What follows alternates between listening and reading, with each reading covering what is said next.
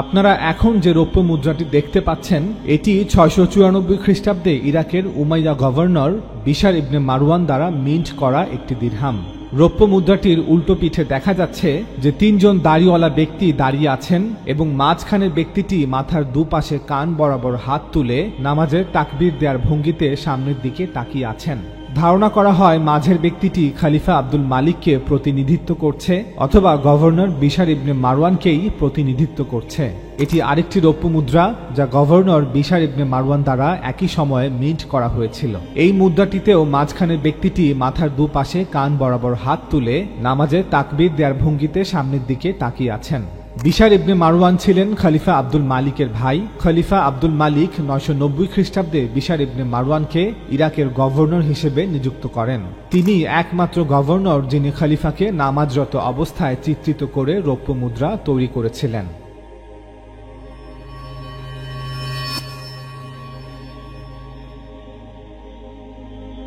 আহলে কোরআনদের মধ্যে অনেকেই বলে থাকেন যে আমরা যেভাবে নামাজ পড়ে থাকি রাসূল সাল্লাল্লাহু আলাইহি ওয়াসাল্লাম এবং সাহাবারা নাকি সেইভাবে নামাজ পড়তেন না। তারা বলেন কোরআনের নামাজ এবং মুসলিম সমাজে প্রচলিত নামাজ নাকি এক নয়। তাদের মধ্যে কেউ কেউ এই দাবিও করেন যে রাসূল সাল্লাল্লাহু আলাইহি ওয়াসাল্লামের জামানায় নামাজ বা সালাত ছিল মূলত মাতৃভাষায় কোরআনের পাঠ চক্র, যা দিনে 5 বার অনুষ্ঠিত হতো। যে পাঠ চক্রে সব বয়সের সব শ্রেণী পেশার নারী পুরুষ সকলেই অংশ নিত। তারা আরো বলেন যে এই পাঠ চক্রে অংশ নিয়ে গভীর মনোযোগের সাথে বুঝে বুঝে কোরআন পড়া, শোনা এবং তা অক্ষরে অক্ষরে পালন করার মাধ্যমে রাসূল সাল্লাল্লাহু আলাইহি ওয়াসাল্লামের সাহাবারা প্রত্যেকেই জীবন্ত কোরআন হয়ে উঠতেন। এভাবে পরিবারে, সমাজে এবং রাষ্ট্রে কোরআন প্রতিষ্ঠা করেন। আর জীবনের প্রতিটা ক্ষেত্রে কোরআন কায়েম করার নামই আকিমুস সালাহ বা নামাজ প্রতিষ্ঠা। তাদের মতে পবিত্র কোরআনে সালাত শব্দটি দোয়া বা প্রার্থনা অর্থে ব্যবহৃত হলেও আল্লাহ তাআলা সালাত প্রতিষ্ঠা বলতে কোরআনের নিরবিচ্ছিন্ন অনুসরণকেই বুঝিয়েছেন। তারা আরো প্রশ্ন করেন যে পবিত্র কোরআনে নামাজের প্রচলিত পরিচিত কাঠামোর সুস্পষ্ট বর্ণনা নেই কেন? প্রতিদিন কত ওয়াক্ত নামাজ, কোন কোন সময় পড়তে হবে, কোন নামাজ কত রাকাত, প্রতি রাকাতে কি কি পড়তে হবে, ঈদের নামাজ, তারাবির নামাজ এবং অন্যান্য প্রচলিত নামাজের প্রক্রিয়া পদ্ধতি সম্পর্কে কোরআনের বর্ণনা থেকে পরিষ্কার ধারণা পাওয়া যায় না কেন? অথচ কোরআনের 10 থেকে 15 আয়াতের মাধ্যমেই আমাদের সমাজে প্রচলিত পরিচিত নামাজের প্রতিটা জিজ্ঞাসার জবাব দেয়া সম্ভব ছিল। তাহলে কেন আল্লাহ তাআলা পবিত্র কোরআনে নামাজের বিস্তারিত বিবরণ উল্লেখ করেননি? এদিকে হাদিসের প্রয়োজনীয়তা বোঝাতে গিয়ে সালাফি আহলে হাদিসের অনেকেই দাবি করে থাকেন যে হাদিস ছাড়া নাকি নামাজ পড়াই অসম্ভব।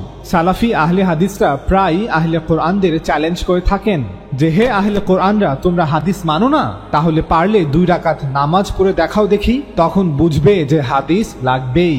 সালাফি আহলে হাদিসদের যুক্তিকে নকল করে বর্তমানে আহলে ফিকহের একটি বড় অংশ একই দাবি করছে যে হাদিস ছাড়া নাকি নামাজ পড়া অসম্ভব। আহলে ফিকহরা এখন আহলে হাদিসদের নকল করে আহলে কোরআনদের চ্যালেঞ্জ করে থাকেন যে হে আহলে কোরআনরা, তোমরা হাদিস মানো না? তাহলে পারলে 2 রাকাত নামাজ পড়ে দেখাও। আমাদের মতে নামাজের প্রামাণ্যতা বিষয়ে আহলে ফিক, আহলে হাদিস এবং আহলে কোরআন এই 3 ফিরকার সকল দাবি এবং যুক্তিগুলোই অজ্ঞতাপূর্ণ। শুধু নামাজ নয়, শরীয়তের সকল ইবাদাত যেমন নামাজ, রোজা, হজ এবং যাকাত এই আমলগুলোর প্রামাণ্যতা সম্পর্কে আহলে ফিক, আহলে হাদিস এবং আহলে কোরআন তারা কেউই জ্ঞাত নয়। এজন্যই একদল নামাজ পড়ে না, কারণ নামাজের নিয়ম পদ্ধতি কোরআনে বর্ণনা করা নেই। আবার আরেক দল প্রচলিত নামাজের সত্যতা বা প্রামাণ্যতা হিসেবে হাদিসের কিতাবগুলোকে উপস্থাপন করে। আমরা আজকের ভিডিওতে প্রমাণ করব যে শরিয়ার সকল ফরজ ইবাদাত অর্থাৎ নামাজ, রোজা, হজ এবং যাকাত এগুলোর অস্তিত্ব এবং সত্যতা প্রমাণ করার জন্য আমাদের হাদিসের কোনো প্রয়োজন নেই। এমনকি কোরআনে এর বিস্তারিত বিবরণ থাকারও কোনো প্রয়োজন নেই। অর্থাৎ আহলে ফিক, আহলে হাদিস এবং আহলে কোরআন এই 3 ফিরকার সকল আর্গুমেন্টগুলোকেই আমরা আজ ভুল প্রমাণ করব। আমরা প্রমাণ করব যেই যুক্তি ও প্রমাণের আলোকে আহলে কোরআনরা কোরআনকে আল্লাহর কিতাব মানতে বাধ্য, সেই একই যুক্তি ও প্রমাণের আলোকে আহলে কোরআনরা রাসূল সাল্লাল্লাহু আলাইহি ওয়াসাল্লামের জারি করা 5 ওয়াক্ত নামাজকে মানতে বাধ্য। আমরা প্রমাণ করব যে রাসূল সাল্লাল্লাহু আলাইহি ওয়াসাল্লাম যেইভাবে নামাজ পড়েছেন আমরা সকল মুসলমানরা অর্থাৎ শিয়া এবং সুন্নি সেইভাবেই নামাজ পড়ে থাকি। সকল শ্রোতাদের দৃষ্টি আকর্ষণ করে বলছি, আমরা আজকের ভিডিওতে হাদিসের প্রামাণ্যতা নিয়ে কথা বলবো না। আমরা কথা বলবো রাসূল সাল্লাল্লাহু আলাইহি ওয়াসাল্লামের জারি করা সুন্নাহর প্রামাণ্যতা বিষয়ে। মূল আলোচনার প্রথম বিষয়টি হচ্ছে যে আল্লাহর রাসূল মুহাম্মদ ইবনে আব্দুল্লাহ ইবনে আব্দুল মুত্তালিব সাল্লাল্লাহু আলাইহি ওয়াসাল্লাম আমাদের চোখের সামনে উপস্থিত নেই।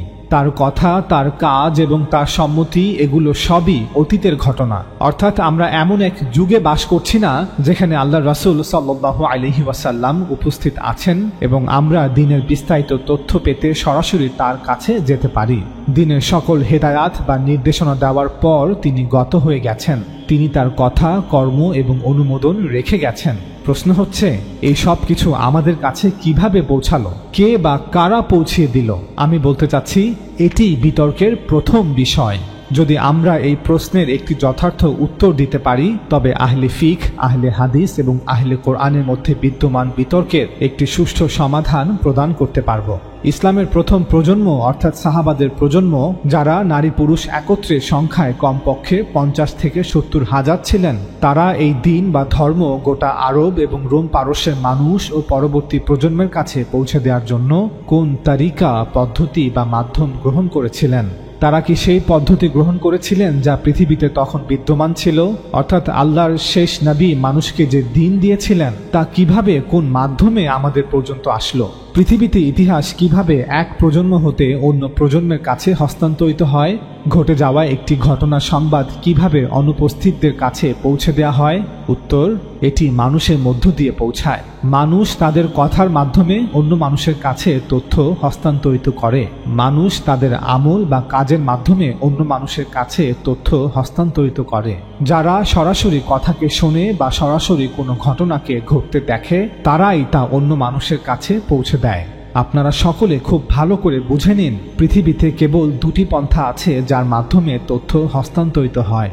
আল্লাহ রাসূল সাল্লাল্লাহু আলাইহি ওয়াসাল্লামের সকল হেদায়াত এই দুটি পন্থার মাধ্যমেই সাহাবাদের প্রজন্ম হতে পরবর্তী প্রজন্মের কাছে হস্তান্তরিত হয়েছে। হাজার বছর ধরে অতীতের সকল ইতিহাস, শিক্ষা ও বিজ্ঞান যা কিছু অস্তিত্বে এসেছে তাও এই দুটি পন্থার মাধ্যমেই আমাদের কাছে পৌঁছেছে। 1. মানুষ শুনেছে, 2. মানুষ দেখেছে। এখন মানুষের এই শোনা বা দেখা দুই প্রকারের হতে পারে। 1. অগণিত বিশাল সংখ্যক মানুষ সরাসরি কিছু প্রত্যক্ষ করেছে। হাজার হাজার অগণিত মানুষ তা ঘটতে দেখেছে। বিভিন্ন স্থানের, বিভিন্ন শহরের, বিভিন্ন গ্রামের বসবাসকারী মানুষ তা দেখেছে। 2. হাতে গোনা কিছু মানুষ বা 2-1 ব্যক্তি তা ঘটতে দেখেছে। আল্লাহ রাসূল সাল্লাল্লাহু আলাইহি ওয়াসাল্লামকে জাজিরাতুল আরবের হাজার হাজার নারী পুরুষ সরাসরি দেখেছে, তার কথা শুনেছে, তার উপর বিশ্বাস স্থাপন করেছে, নাকি গুটি কয়েক নারী পুরুষ সরাসরি দেখেছে, তার কথা শুনেছে, তার উপর বিশ্বাস স্থাপন করেছে? অনেকের মনে প্রশ্ন আসতে পারে যে আমাদের কাছে কি প্রমাণ আছে আব্দুল্লাহর পুত্র মুহাম্মদ সাল্লাল্লাহু আলাইহি ওয়াসাল্লামকে হাজার হাজার অগণিত মানুষ দেখেছে ও শুনেছে? তাছাড়া আমাদের কাছে কি প্রমাণ আছে যে আব্দুল্লাহর পুত্র মুহাম্মদ সাল্লাল্লাহু আলাইহি ওয়াসাল্লাম নামে কারো অস্তিত্বই ছিল কিনা? উত্তর, মুহাম্মদ আরবি সাল্লাল্লাহু আলাইহি ওয়াসাল্লামের অস্তিত্ব অবশ্যই ছিল এবং তিনি একজন ঐতিহাসিক ব্যক্তিত্ব। যদি তার অস্তিত্ব মিথ্যা হয়ে থাকে তবে বলতে হবে যে আরবের বিভিন্ন অঞ্চলে বসবাসকারী হাজার হাজার মানুষ একত্র হয়ে মিথ্যা বলেছে। কেন? পৃথিবীর সকল মানুষ জানে যে 7ম খ্রিস্টাব্দে আরব অঞ্চলে অর্থাৎ বর্তমান সিরিয়া, ইরাক, মিশর ও পারস্যে 2টি সাম্রাজ্য ছিল। 1. রোমান সাম্রাজ্য, 2. পারস্যের সাসানিদ সাম্রাজ্য। এই 2টি সাম্রাজ্য 7ম খ্রিস্টাব্দের প্রথমার্ধে অর্থাৎ 634 খ্রিস্টাব্দ হতে 640 খ্রিস্টাব্দের মধ্যে জাজিরাতুল আরবের বেদুইন আরব মুসলিম সেনাবাহিনীর কাছে পরাজিত হয়। এটি একটি ঐতিহাসিক সত্য যার পক্ষে অসংখ্য আর্কিওলজিক্যাল প্রমাণ বিদ্যমান আছে। এখন আমি আপনাদের প্রশ্ন করি, এই দুটি পরাশক্তিকে একই সাথে কয়েক বছরের মধ্যে পরাজিত করতে কত সংখ্যক সেনাবাহিনী আর কত বড় সেনা দল প্রয়োজন? কমপক্ষে 50,000 লোকের সেনা দল। আপনাদের আরেকটি প্রশ্ন করি, যদি আরব মুসলমানদের প্রথম প্রজন্মে পুরুষের সংখ্যা কমপক্ষে 50,000 হয় তবে সেই মুসলিম সমাজে নারীদের সংখ্যা কত ছিল? উত্তর, কমপক্ষে আরও 50,000। শিশু কিশোরদের সংখ্যা না হয় বাদই দিলাম, সুতরাং আমরা কোনো কিতাব না ঘেঁটেই শুধুমাত্র ঐতিহাসিক বাস্তবতার আলোকে অকাট্যভাবে প্রমাণ করলাম যে আরব মুসলমানদের প্রথম প্রজন্মে নারী পুরুষের সংখ্যা ছিল কমপক্ষে 1 লক্ষ বা তার অধিক, যারা আরবের হিজাজ, নাজদ, নাজরান এবং ইয়েমান অঞ্চলে বসবাস করত, যাদের অধিকাংশই রাসূল সাল্লাল্লাহু আলাইহি ওয়াসাল্লামকে সরাসরি দেখেছে এবং শুনেছে, এবং যাদের একটি বড় অংশ রাসূল সাল্লাল্লাহু আলাইহি ওয়াসাল্লামের সাথে একই শহরে বসবাস করেছে, একই সাথে ইবাদত করেছে এবং একই সাথে যুদ্ধ করেছে, এবং তারাই পরবর্তী 10 বছরের মধ্যে একটি বিশাল সাম্রাজ্য প্রতিষ্ঠা করেছে, যার ব্যাপ্তি ছিল আলজেরিয়া, মিশর থেকে ইরান এবং শাম থেকে ইয়েমান।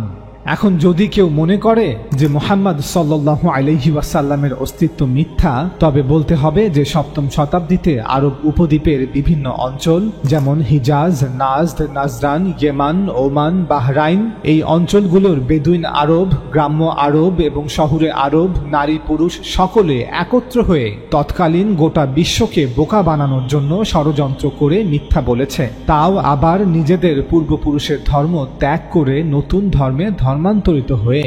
মিথ্যার উপর ভিত্তি করে পৃথিবীর সবকিছু সম্ভব হলেও মিথ্যাকে প্রতিষ্ঠিত করার জন্য কোনো জাতি তাদের পূর্বপুরুষের ধর্মকে ত্যাগ করে না। পৌত্তলিক সমাজের 1 লক্ষের অধিক মানুষ, যারা একে অপর থেকে হাজার হাজার মাইল দূরে বসবাস করে, কেউ শহরে তো কেউ গ্রামে তো কেউ বেদুইন, তারা তাদের ইতিহাস, ঐতিহ্য এবং ধর্ম ত্যাগ করে সকলে একত্র হয়ে কেন মিথ্যা বলবে? কোরাইশ বংশ, আব্দুল্লাহর পুত্র মুহাম্মদ, তার স্ত্রী খাদিজা, তার কন্যা ফাতিমা, তিনি মক্কা থেকে মদিনা হিজরত করেছেন, মক্কা জয় করেছেন, যার কাছে ফেরেশতা অবতীর্ণ হয়, যিনি আরবে একঈশ্বরবাদ প্রচার করেছেন, কোরআন শিক্ষা দিয়েছেন, আরব উপদ্বীপের সকল মানুষকে ইসলাম ধর্মে ধর্মান্তরিত করেছেন, সকলকে নিজ নিজ গোত্রের ঊর্ধ্বে উঠে এক হুকুমতের ছায়াতলে নিয়ে এসেছেন। তৎকালীন আরবের লক্ষাধিক মানুষ কেন এতগুলো মিথ্যা কথা বলবে? কেন একটি মিথ্যা চরিত্র রচনা করবে? কেন এত বড় একটি ষড়যন্ত্র করবে? কি উদ্দেশ্যে? তাদের কি মোটিভ? মনে রাখবেন, 2-1 মানুষ মিলে গোপনে ষড়যন্ত্র করা সম্ভব, 10-15 জন বা কয়েকশো মানুষ মিলেও হয়তো গোপনে ষড়যন্ত্র করা সম্ভব, কিন্তু লক্ষাধিক মানুষ, নারী পুরুষ, যারা এক একজন এক এক গোত্রের, এক এক ধর্মের, যারা একে অপর থেকে হাজার হাজার মাইল দূরে বসবাস করে, কেউ শহরে, কেউ গ্রামে, কেউ বেদুইন, তারা একত্র হয়ে এত বড় একটি ষড়যন্ত্র করবে, এটা অসম্ভব। তাছাড়া মুশরিকদের পাশাপাশি আরব উপদ্বীপের বিভিন্ন অঞ্চলে হাজার হাজার ইহুদি, খ্রিস্টান এবং জরোআস্ট্রিয়ানরাও বসবাস করত। তারাও কি এই ষড়যন্ত্রের অংশ ছিল? না। যদি কেউ মনে করে যে ইসলাম এবং মুহাম্মদ সাল্লাল্লাহু আলাইহি ওয়াসাল্লাম এই সব কিছুই আরবের বিভিন্ন ধর্মের মানুষের দ্বারা তৈরি করা একটি ষড়যন্ত্র, তবে বলতেই হবে আল্লাহ যেন তাকে সুস্থতা দান করেন। অন্যথায় এ ধরনের অসুস্থ মানুষগুলো হয়তো বলবে যে 559 খ্রিস্টপূর্বাব্দে জন্ম নেয়া পারস্যের বিখ্যাত রাজা সাইরাস বা জুলকারনাইন, তিনি ছিলেন পারস্যের আখামেনিদ সাম্রাজ্য এবং এর অধিবাসীদের বানানো একটি চরিত্র। এমনকি রাজা সাইরাসের অস্তিত্ব প্রমাণ করার জন্য আমাদের কাছে যে সকল আর্কিওলজিক্যাল এভিডেন্স আছে, যেমন সাইরাস সিলিন্ডার, তার প্রাসাদ এবং তার কবর, এগুলো সবই তৎকালীন পারস্যের আখামেনিদ সাম্রাজ্য এবং এর অধিবাসীদের তৈরি করে রাখা ছিল, যাতে পরবর্তী প্রজন্মের মানুষদের বোকা বানানো যায়, যাতে হাজার হাজার বছর পর জন্ম নেওয়া মানুষরা মনে করে যে এই সিলিন্ডারে লেখা সাইরাস নামটি আসলেই কোনো বাস্তব রাজার নাম, যিনি অতীতে পারস্য সাম্রাজ্যকে শাসন করেছেন। এই অসুস্থ মানুষগুলো হয়তো একইভাবে আরো বলবে যে 550 খ্রিস্টপূর্বাব্দে জন্ম নেয়া চীনের বিখ্যাত দার্শনিক কনফিউশাস ছিলেন প্রাচীন চীনের রাজবংশগুলোর বানানো একটি চরিত্র। অথবা এই অসুস্থ মানুষগুলো হয়তো বলবে 500 খ্রিস্টপূর্বাব্দে জন্ম নেয়া ভারতের বিখ্যাত সাধু গৌতম বুদ্ধ ছিলেন প্রাচীন ভারতের মৌর্য সাম্রাজ্যের বানানো একটি চরিত্র।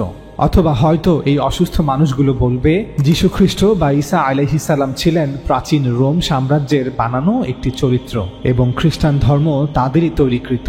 এত যুক্তি এবং ঐতিহাসিক বাস্তবতা উপস্থাপন করার পরও যদি কারো সন্দেহ দূর না হয়, তবে তারা এই ভিডিওটি দেখতে পারেন, যেখানে একাধিক আর্কিওলজিক্যাল প্রমাণসহ বিস্তারিত আলোচনা করা হয়েছে যে আল্লাহর রাসূল সাল্লাল্লাহু আলাইহি ওয়াসাল্লাম একজন ঐতিহাসিক চরিত্র যার অস্তিত্ব বাস্তব। লিংক নিচে দেয়া থাকবে। সুতরাং আমরা স্পষ্টভাবে বলছি যে ইসলামের মূল ভিত্তি, মূল শিক্ষা, মূল বিধানগুলো কোনো গুপ্ত বিষয় ছিল না। রাসূল সাল্লাল্লাহু আলাইহি ওয়াসাল্লাম মদিনার সকল নারী পুরুষের জামাতের সাথে মসজিদে প্রকাশ্যে সালাত আদায় করতেন। সালাতের মধ্যে উচ্চস্বরে কোরআন পাঠ করতেন। সকলের সাথে প্রকাশ্যে রোজা রাখতেন, সেহরি ও ইফতারি করতেন। সকলের সাথে হজ আদায় করেছিলেন। সকলের সাথে ঈদ উদযাপন করতেন। সকলের সাথে মৃত ব্যক্তির জন্য জানাজার সালাত আদায় করতেন। সবার সাথে মিলে মৃত ব্যক্তিকে কবরস্থ করতেন। সবার সামনে বিয়ে পড়াতেন বা বিয়ের সাক্ষী থাকতেন। যেহেতু নামাজে কোরআন পাঠ করা বাধ্যতামূলক, তাই রাসূল সাল্লাল্লাহু আলাইহি ওয়াসাল্লামের মতো সকলেই কোরআন মুখস্থ করত। ইমাম শাফি প্রথম ব্যক্তি যিনি তার কিতাব আর রিসালাতে এই বিষয়টিকে অত্যন্ত নিখুঁতভাবে তুলে ধরেছেন। যদিও ওনার পূর্বে ইমাম আবু হানিফা এবং ইমাম মালিক এর উপর সবচেয়ে বেশি জোর দিয়েছেন, তবে কিতাবের মাধ্যমে লিখিতভাবে ইমাম শাফি প্রথম ব্যক্তি যিনি এই বিষয়টিকে তুলে ধরেছেন। ইমাম শাফি বলেন, 5 ওয়াক্ত নামাজ, রমজান মাসের রোজা, হজ, জাকাত, একইভাবে জানা যে সুদ, জিনা, হত্যা, চুরি, মদ্যপানকে আল্লাহ তাআলা হারাম করেছেন, এগুলো এমন ইলম বা জ্ঞান যা আল্লাহর কিতাবে নাস হিসেবে অর্থাৎ কোরআনে স্পষ্ট আয়াত রূপে বিদ্যমান আছে, এবং এই ইলম বা জ্ঞান আহলে ইসলামের কাছে অর্থাৎ সকল মুসলমানদের কাছেই আমভাবে বা সাধারণভাবে সর্বজনীনভাবে বিদ্যমান রয়েছে। তিনি বলেন, কুল্লুহু মিনাল ইলম মাওজুদান নাসসান ফি কিতাবিল্লাহ ওয়া মাওজুদান আম্মান ইনদা আহলিল ইসলাম। অর্থাৎ এগুলো এমন জ্ঞান নয় যা হাতে গোনা কিছু আলেমরাই জানে বা হাতে গোনা কিছু হাদিস বর্ণনাকারী রাবিরাই জানে, না, বরং সকল মুসলমানরাই জানে, সকল আহলে ইসলামরাই জানে। এই জ্ঞান লাভের জন্য কোনো রাবির হাদিস বর্ণনা করার কোনো প্রয়োজন নেই। এই জ্ঞান পুরো উম্মার কাছে আছে। ইনদা আহলিল ইসলাম। ইমাম শাফি এখানে আহলুল ইলম না বলে আহলিল ইসলাম বলেছেন, অর্থাৎ সকল মুসলমানের কাছে সাধারণভাবে আছে। সকল মুসলমান এই ইলম সম্পর্কে জ্ঞাত। ইমাম শাফি এরপর বলেন, ইয়ানকুলুহু আওয়ামুহুম আন মান মাদা মান আওয়ামিহিম। এই জ্ঞান আহলে ইসলামের আওয়ামরা অর্থাৎ সাধারণ মুসলমানরা তাদের গত হয়ে যাওয়া আওয়ামদের অর্থাৎ সাধারণ মুসলমানদের নিকট হতে বহন করে বা স্থানান্তর করে, এবং এমনটা করা হয় রাসূল সাল্লাল্লাহু আলাইহি ওয়াসাল্লামের সাথে সম্পর্কযুক্ত করে। অর্থাৎ এগুলো রাসূলের শিক্ষা বা আমল যা তার সময় থেকে এভাবেই হাজার হাজার আওয়ামরা প্রকাশ্যে একসাথে পালন করে আসছে। আওয়ামরা প্রকাশ্যে মসজিদ তৈরি করেছে, আওয়ামরা প্রকাশ্যে একসাথে নামাজ আদায় করেছে। এভাবে প্রথম প্রজন্মের আওয়ামরা দ্বিতীয় প্রজন্মের আওয়ামদের কাছে এই জ্ঞান ও আমলগুলো হস্তান্তর করেছে। ইমাম শাফি এরপর বলেন, এবং রাসূল সাল্লাল্লাহু আলাইহি ওয়াসাল্লামের সাথে এই সম্পর্কের বিষয়ে আওয়ামরা কোনো মত পার্থক্য করে না, এবং এর অবশ্য করণীয় হওয়ার বিষয়েও কোনো মত পার্থক্য করে না। অর্থাৎ মুসলমানদের মধ্যে এমন কেউ নেই যে এই জ্ঞানকে এবং এই আমলগুলোকে অস্বীকার করে। এই আমলগুলো রাসূল সাল্লাল্লাহু আলাইহি ওয়াসাল্লামের কিনা এটা জানার জন্য কোনো রাবির বর্ণিত হাদিসেরও প্রয়োজন হয় না। সকল মুসলমান জানে কিভাবে নামাজ আদায় করতে হয়, কখন রোজা কিভাবে রাখতে হয়, হজ কিভাবে পালন করতে হয় এবং জাকাত কিভাবে আদায় করতে হয়। সকল আওয়াম বা মুসলমানরাই জানে যে সুদ, জিনা, হত্যা, চুরি, মদ্যপানকে আল্লাহ তাআলা হারাম করেছেন।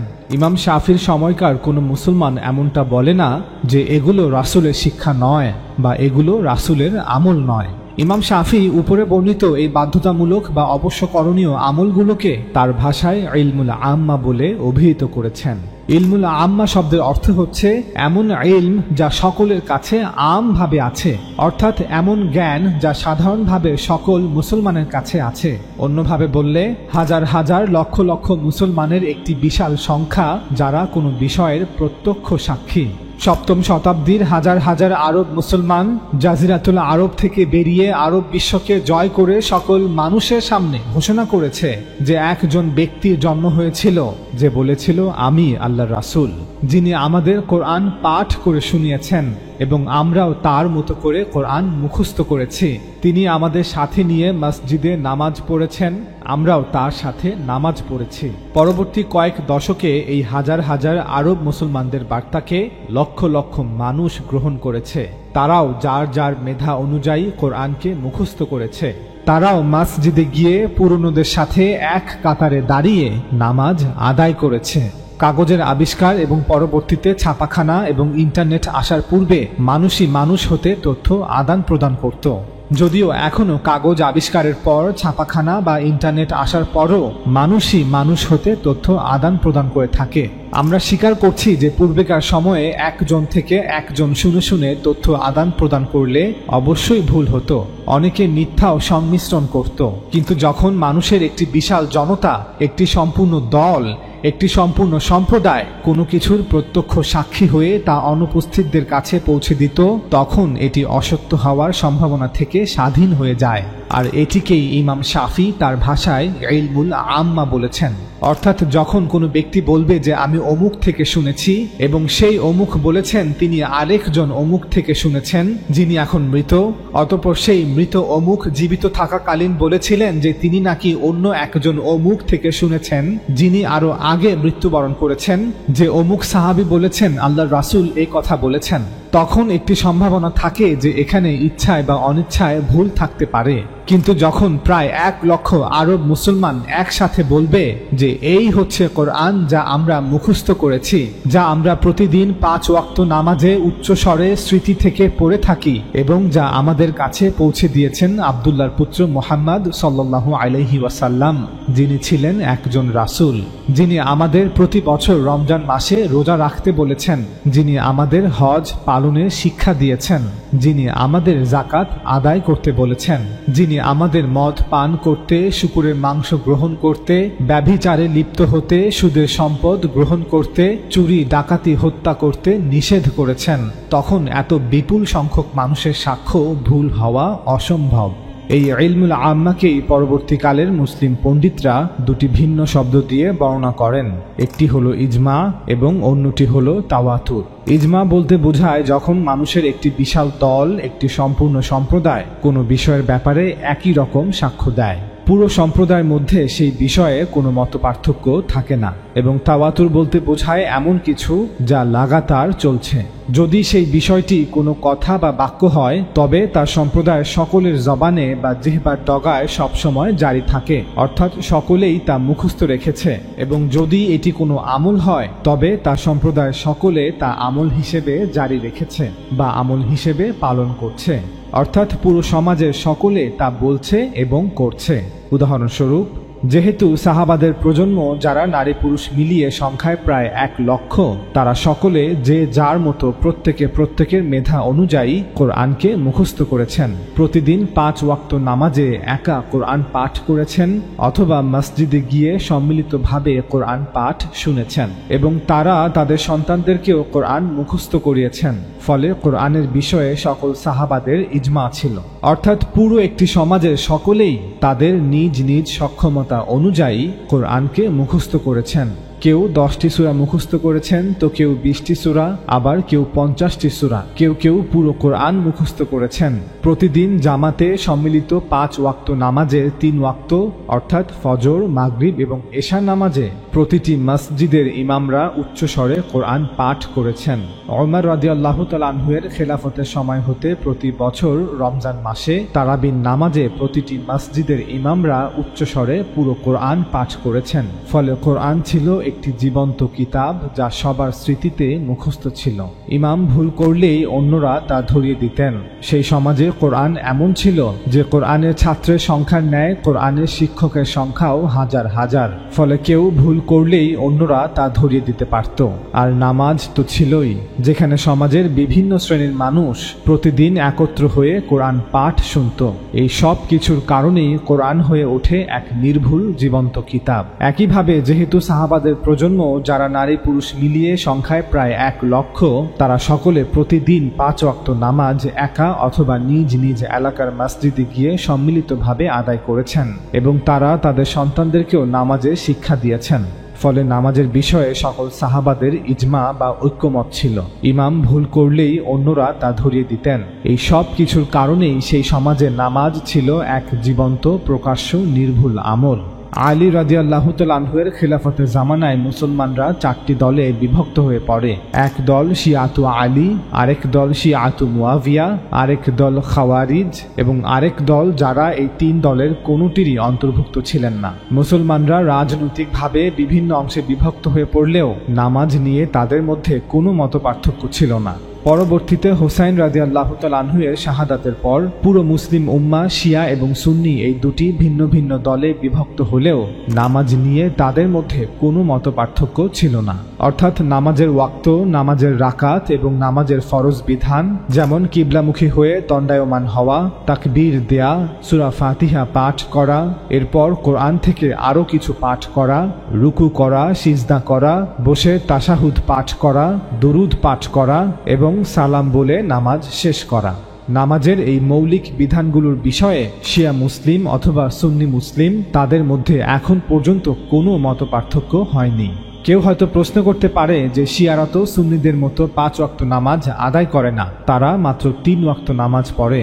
এর উত্তরে আমরা বলবো শিয়ারা 5 ওয়াক্ত নামাজই পড়ে, তবে তাদের মতে যেহেতু জোহর এবং আসর একত্রে পড়ার অনুমোদন আছে এবং মাগরিব ও এশা একত্রে পড়ার অনুমোদন আছে, তাই তারা 5 ওয়াক্ত নামাজকে 3 ওয়াক্তে আদায় করে থাকে। তবে সুন্নিদের মতে বিশেষ কোনো কারণ ব্যতীত এমনটা করা উচিত নয়। সুতরাং শিয়ারা 3 ওয়াক্ত নয় বরং 5 ওয়াক্ত নামাজই আদায় করে থাকে, তবে জোহর আসর একত্রে এবং মাগরিব এশা একত্রে আদায় করে। 978 খ্রিস্টাব্দে আন্দালুসে জন্ম নেয়া বিখ্যাত মালিকি উসুলি আলেম ইবনে আব্দুল বার তার কিতাব জামে বায়ান আল ইলম ওয়া ফাদলিহিতে লিখেন, দিনের ইলম বা জ্ঞানের 2টি উসুল বা মূলনীতি আছে। 1 আল্লাহর কিতাব কোরআন, 2 রাসূলের সুন্নাহ। এরপর ইবনে আব্দুল বার লিখেন, সুন্নাহ 2 ভাগে বিভক্ত। একটি হলো সেই সুন্নাহ যা পুরো উম্মাহ হতে বহন করে বা হস্তান্তর করে, তানকিলুহু আল কাফাতু আনিল কাফা, পুরো উম্মাহ হতে বহন করে বা হস্তান্তর করে। অর্থাৎ এই সুন্নাহ উম্মতের পরবর্তী প্রজন্মের সকলে তার পূর্ববর্তী প্রজন্মের সকল হতে গ্রহণ করে বা উম্মতের পূর্ববর্তী প্রজন্মের সকলে তার পরবর্তী প্রজন্মের সকলের কাছে হস্তান্তরিত করে। তিনি লিখেন, এই সুন্নাহর কিছু উদাহরণ হচ্ছে, যেমন নামাজ কিভাবে পড়তে হয়, রোজা কিভাবে রাখতে হয়, হজ কিভাবে করতে হয়, যাকাত কিভাবে আদায় করতে হয়, এতেকাফ কিভাবে পালন করতে হয়, ইত্যাদি ইত্যাদি। এরপর ইবনে আব্দুল বার লিখেন, এই সুন্নাহ প্রমাণ হিসেবে স্পষ্ট এবং এতে কোনো মতপার্থক্য থাকে না। অর্থাৎ মুসলিম উম্মার সকলে একইভাবে আমল করে আসছে, হোক তারা বিভিন্ন ফিরকা এবং মাযহাবের, যেমন শিয়া, সুন্নি, খারেজি অথবা হানাফি, মালিকি, শাফি, হাম্বলি এবং মুতাজিলা। এরপর ইবনে আব্দুল বার লিখেন, যে ব্যক্তি পুরো উম্মার এই ইজমাকে বা ঐক্যমতকে প্রত্যাখ্যান করল, সে যেন আল্লাহর আয়াত থেকে কোনো আয়াতকে প্রত্যাখ্যান করল। অর্থাৎ কোরআন যেভাবে ইজমা ও তাওয়াতুরের মাধ্যমে উম্মাহ থেকে উম্মাহ পেয়েছে, ঠিক একইভাবে এই সুন্নাহগুলো ইজমা ও তাওয়াতুরের মাধ্যমে পুরো উম্মাহ থেকে পুরো উম্মাহ পেয়েছে। শুধু পার্থক্য হলো কোরআন হচ্ছে কথা আর সুন্নাহগুলো হচ্ছে আমল। কোরআন পুরো উম্মাহ মুখস্থ করেছে আর সুন্নাহগুলো পুরো উম্মাহ আমল করেছে। এরপর ইবনে আব্দুল বার লিখেন, সুন্নাতের দ্বিতীয় প্রকার হচ্ছে যা আমরা আখবারে আহাদ হতে পেয়েছি, অর্থাৎ যেগুলো বিভিন্ন ব্যক্তি ইসনাদের মাধ্যমে বর্ণনা করেছে, একজন অন্যজন হতে শুনে শুনে বর্ণনা করেছে, যেগুলোকে আমরা হাদিস বলে থাকি। ইবনে আব্দুল বার স্পষ্টভাবে বলেছেন যে রাসূল সাল্লাল্লাহু আলাইহি ওয়াসাল্লাম কিভাবে নামাজ পড়েছেন, কিভাবে রোজা রেখেছেন, কিভাবে হজ পালন করেছেন, কিভাবে এতেকাফের আমল করেছেন, কিভাবে মৃত ব্যক্তির দাফন কাফন করেছেন, এগুলো আমরা পুরো উম্মাহ থেকে পুরো উম্মাহ পেয়েছি। তবে তিনি এটাও বলেছেন যে এই সুন্নাহগুলো ভিন্ন আরেকটি মাধ্যমেও আমরা পেয়েছি, সেটি হলো বিভিন্ন হাদিস বা রাওয়ায়াত। তবে সবচেয়ে মজবুত ও অকাট্য মাধ্যম হচ্ছে যা পুরো উম্মাহ থেকে পুরো উম্মাহ পেয়েছি। সুতরাং হাদিস না থাকলে নামাজ কিভাবে পড়তে হয় তা জানতাম না, এই ধরনের কথা শুধুই অজ্ঞতা ও মূর্খতা। 994 খ্রিস্টাব্দে আন্দালুসের কর্দোবা শহরে জন্ম নেয়া জাহিরি মাযহাবের বিখ্যাত ইমাম ইবনে হাজাম তার উসুলি কিতাব আল ইহকামে লিখেন, খবরে মুতাওয়াতির হলো যা কাফাতুন বা'দা কাফা, ঠিক যেমনটি মালিকি উসুলি আলেম ইবনে আব্দুল বার বলেছিলেন, কাফা আনিল কাফা, অর্থাৎ লাগাতারভাবে চলমান সংবাদ হলো সেই সংবাদ যা কোনো জাতি বা গোষ্ঠীর সকল মানুষ পুরো একটি প্রজন্ম আরেক প্রজন্মের কাছে অনবরত পৌঁছে দিতে থাকে। ইবনে হাজাম লিখেন, যখন আমরা এমন মুতাওয়াতির জ্ঞান লাভ করব তখন তা থেকে দিনের সিদ্ধান্ত নেওয়া আমাদের উপর বাধ্যতামূলক। ইবনে হাজাম লিখেন, মুতাওয়াতির জ্ঞানের কিছু উদাহরণ হচ্ছে, রাসূল সাল্লাল্লাহু আলাইহি ওয়াসাল্লাম নিজেকে নবী দাবি করেছেন এবং রাসূল সাল্লাল্লাহু আলাইহি ওয়াসাল্লামের উপর আল্লাহ তাআলা কোরআন নাজিল করেছেন। অর্থাৎ কোরাইশ বংশে আব্দুল্লাহর পুত্র মুহাম্মদ নামে পরিচিত একজন ব্যক্তি ছিলেন, যিনি মক্কায় জন্মগ্রহণ করেছিলেন, যিনি দাবি করেছিলেন যে তিনি আল্লাহর শেষ নবী, যিনি কোরআন পাঠ করে শুনিয়েছিলেন। আমরা কিভাবে এসব সম্পর্কে জানতে পারলাম? ইবনে হাজাম বলছেন, আমরা খবরে তাওয়াতুরের উপর ভিত্তি করে নিশ্চিতভাবে জানতে পারি যে এই তথ্যগুলো সম্পূর্ণ সঠিক। ইবনে হাজাম লিখেন, একইভাবে আমরা খবরে তাওয়াতুরের উপর ভিত্তি করে নিশ্চিতভাবে জানতে পারি যে কোন ওয়াক্তের নামাজের রাকাত সংখ্যা কত, এবং জাকাতের নির্দেশনাবলীর সাথে সম্পর্কিত অনেক বিষয় এবং এ ধরনের আরো অনেক কিছু যে সম্পর্কে কোরআনে বিস্তারিত আলোচনা নেই। অর্থাৎ কোরআনে নামাজের ব্যাপারে অনেক কথা বলা হয়েছে, জাকাত প্রদানের নির্দেশনাবলী উল্লেখ করা হয়েছে, তবে নামাজ কিভাবে আদায় করতে হবে, এর ওয়াক্ত সংখ্যা কত হবে বা রাকাত সংখ্যা কত হবে, এবং নামাজের বিভিন্ন আমলগুলো কি অথবা কোন কোন জিনিসগুলো পাঠ করতে হবে তা কোরআনে বিস্তারিতভাবে বলা হয়নি। যদিও কিছু থাকে তবে তা সংক্ষিপ্তভাবে বলা হয়েছে। একইভাবে যদিও জাকাত সম্পর্কিত কিছু নীতিমালা কোরআনে পাওয়া যায়, তবে জাকাত কিভাবে গণনা করতে হবে, আমাদের সঞ্চয় থেকে কত হবে, গবাদি পশু বা কৃষিজাত পণ্য থেকে কত হবে, এ সম্পর্কে কোরআনে বিস্তারিত আলোচনা নেই।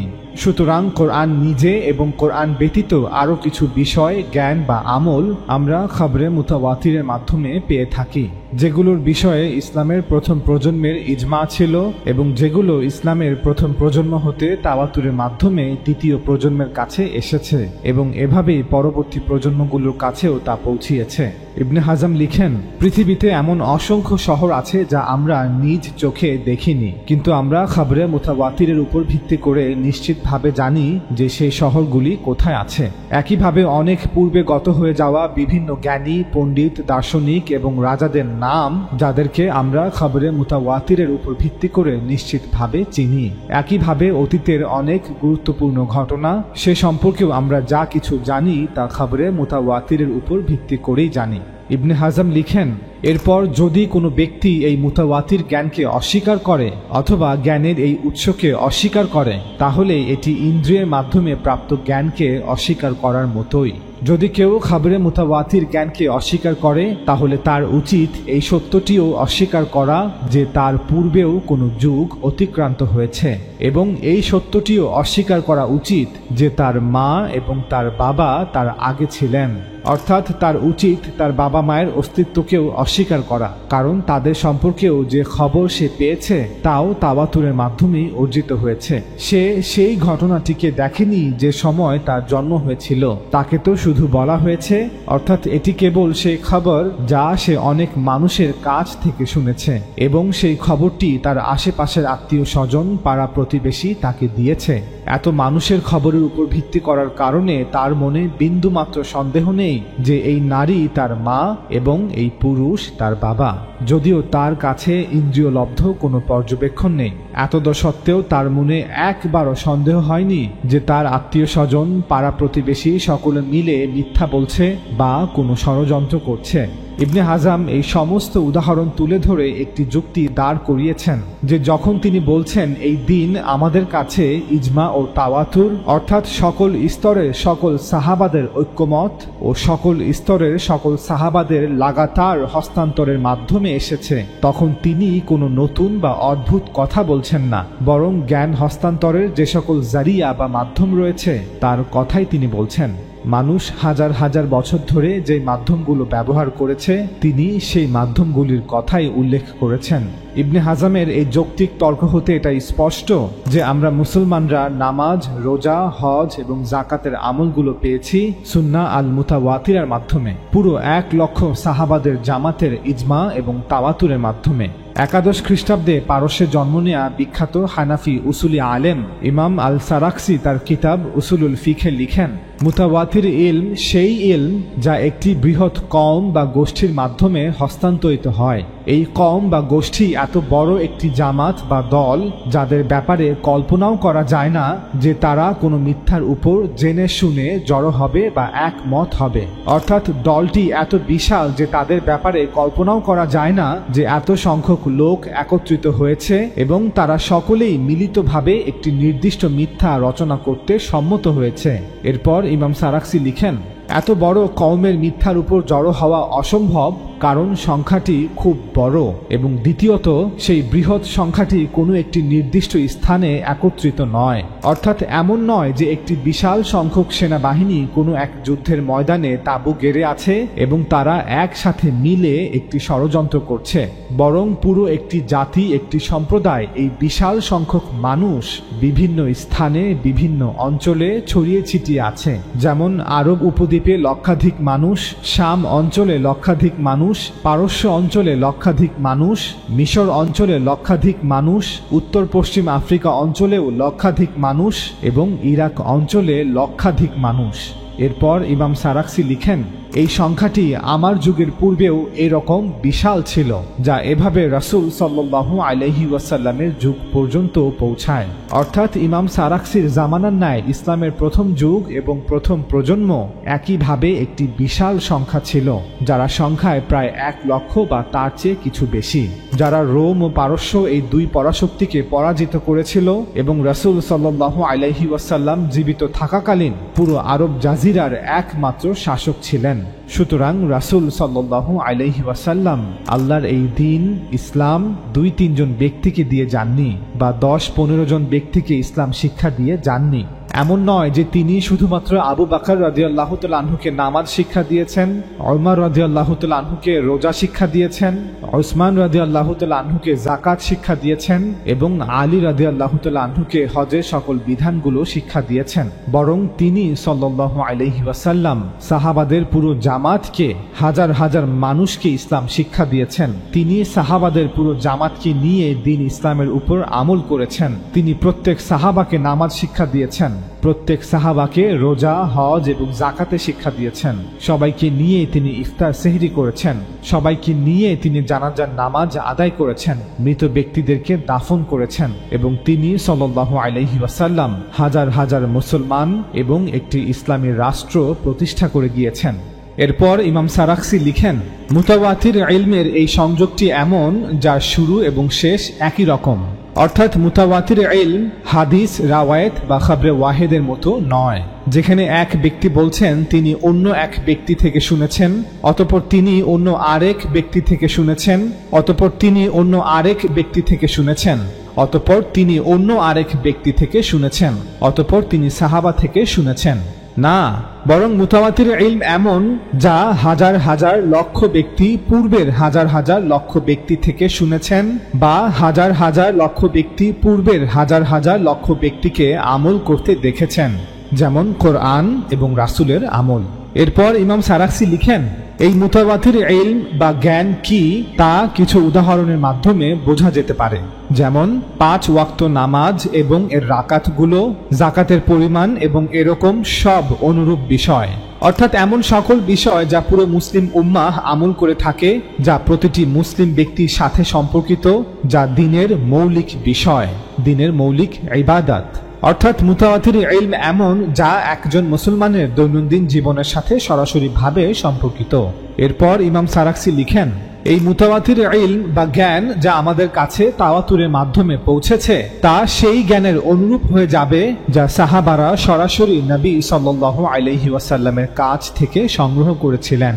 অর্থাৎ যেহেতু সাহাবাদের প্রজন্ম হতে তাবেঈ, তাবেঈদের প্রজন্ম হতে তাবে তাবেঈ, অতঃপর একইভাবে তাবে তাবেঈ হতে পরবর্তী সকল প্রজন্ম সব সময় একটি বিশাল সংখ্যা ছিল। অতএব ইমাম সারাক্সির প্রজন্ম তাদের আগের প্রজন্ম হতে যে মুতাওয়াতির জ্ঞান অর্থাৎ কোরআন এবং মুতাওয়াতির আমল অর্থাৎ দ্বীনের মৌলিক ইবাদতগুলো পেয়েছেন, তা ঠিক এমন যেন রাসূল সাল্লাল্লাহু আলাইহি ওয়াসাল্লাম থেকে তারা সরাসরি সংগ্রহ করেছেন। এরপর ইমাম সারাক্সি লিখেন, লোকেদের মধ্যে অর্থাৎ মুসলমানদের মধ্যে অনেক ভিন্নতা ও মতপার্থক্য রয়েছে, যা তাদের ইচ্ছা ও উদ্দেশ্যের মধ্যেও পরিলক্ষিত হয়। অর্থাৎ যদি আপনি মানুষের কথা চিন্তা করেন তাহলে তাদের আকাঙ্ক্ষা ভিন্ন, উদ্দেশ্য ভিন্ন, এমনকি তারা তাদের স্বভাবেও ভিন্ন। মানুষ কখনোই একরকম হয় না। মানুষের ব্যাপারটা এমন নয় যে তারা পশু এবং কেবল তাদের প্রবৃত্তির ভিত্তিতেই তারা সামনে এগিয়ে চলে। আমরা লক্ষ্য করি যে আল্লাহ তাদেরকে বিভিন্ন ক্ষমতা দিয়েছেন, যার ফলে তাদের বিভিন্ন লক্ষ্য এবং উদ্দেশ্য রয়েছে, তাদের বিভিন্ন আকাঙ্ক্ষা রয়েছে, তাদের মধ্যে অগণিত পার্থক্য রয়েছে। ইমাম সারাক্সি লিখেন, এত পার্থক্য থাকা সত্ত্বেও কিছু মৌলিক বিষয়ে কি তাদের একত্রিত করেছে? কেন মুসলমানরা কোরআন ও মৌলিক ইবাদাতের বিষয়গুলোর ব্যাপারে সকলেই একমত, হোক সে শিয়া, সুন্নি অথবা খারিজি, হানাফি, মালিকি, শাফেঈ অথবা হাম্বলি, মুতাজিলা, আশআরি, মাতুরিদি অথবা আসারি? ইমাম সারাক্সি লিখেন, দুটি জিনিস থাকতে পারে। একটি হলো তারা ঐক্যমত তৈরি করার জন্য একত্রিত হয়েছে, অর্থাৎ লক্ষাধিক সাহাবারা একত্রে মিলে একটি ষড়যন্ত্র করেছে। তাদের এই ইজমা বা ঐক্যমত ছিল শুধুই একটি সাজানো চুক্তি। ইমাম সারাক্সি লিখেন, দ্বিতীয় বিষয় হলো এই ঐক্যমত তাদের বানানো বা সাজানো চুক্তি নয়, অর্থাৎ সাহাবাদের প্রজন্ম রাসূল সাল্লাল্লাহু আলাইহি ওয়াসাল্লামের কাছ থেকে কোরআন এভাবেই শুনেছেন এবং তিনি সাল্লাল্লাহু আলাইহি ওয়াসাল্লামকে এভাবেই ইবাদত করতে দেখেছেন। ইমাম সারাক্সি লিখেন, যেহেতু সাহাবা এবং তাদের প্রজন্মের সংখ্যা অনেক বেশি এবং আরব অঞ্চলের বিভিন্ন দূরবর্তী স্থানে তারা ছড়িয়েছিলেন, তাই ষড়যন্ত্র বা মিথ্যা সম্ভাবনা একদমই অযৌক্তিক। দিন বা ধর্মের মতো এত স্পর্শকাতর একটি বিষয়ে সাহাবাদের এই ইজমা বা ঐক্যমত কোনো বানোয়াট কাজ হতে পারে না।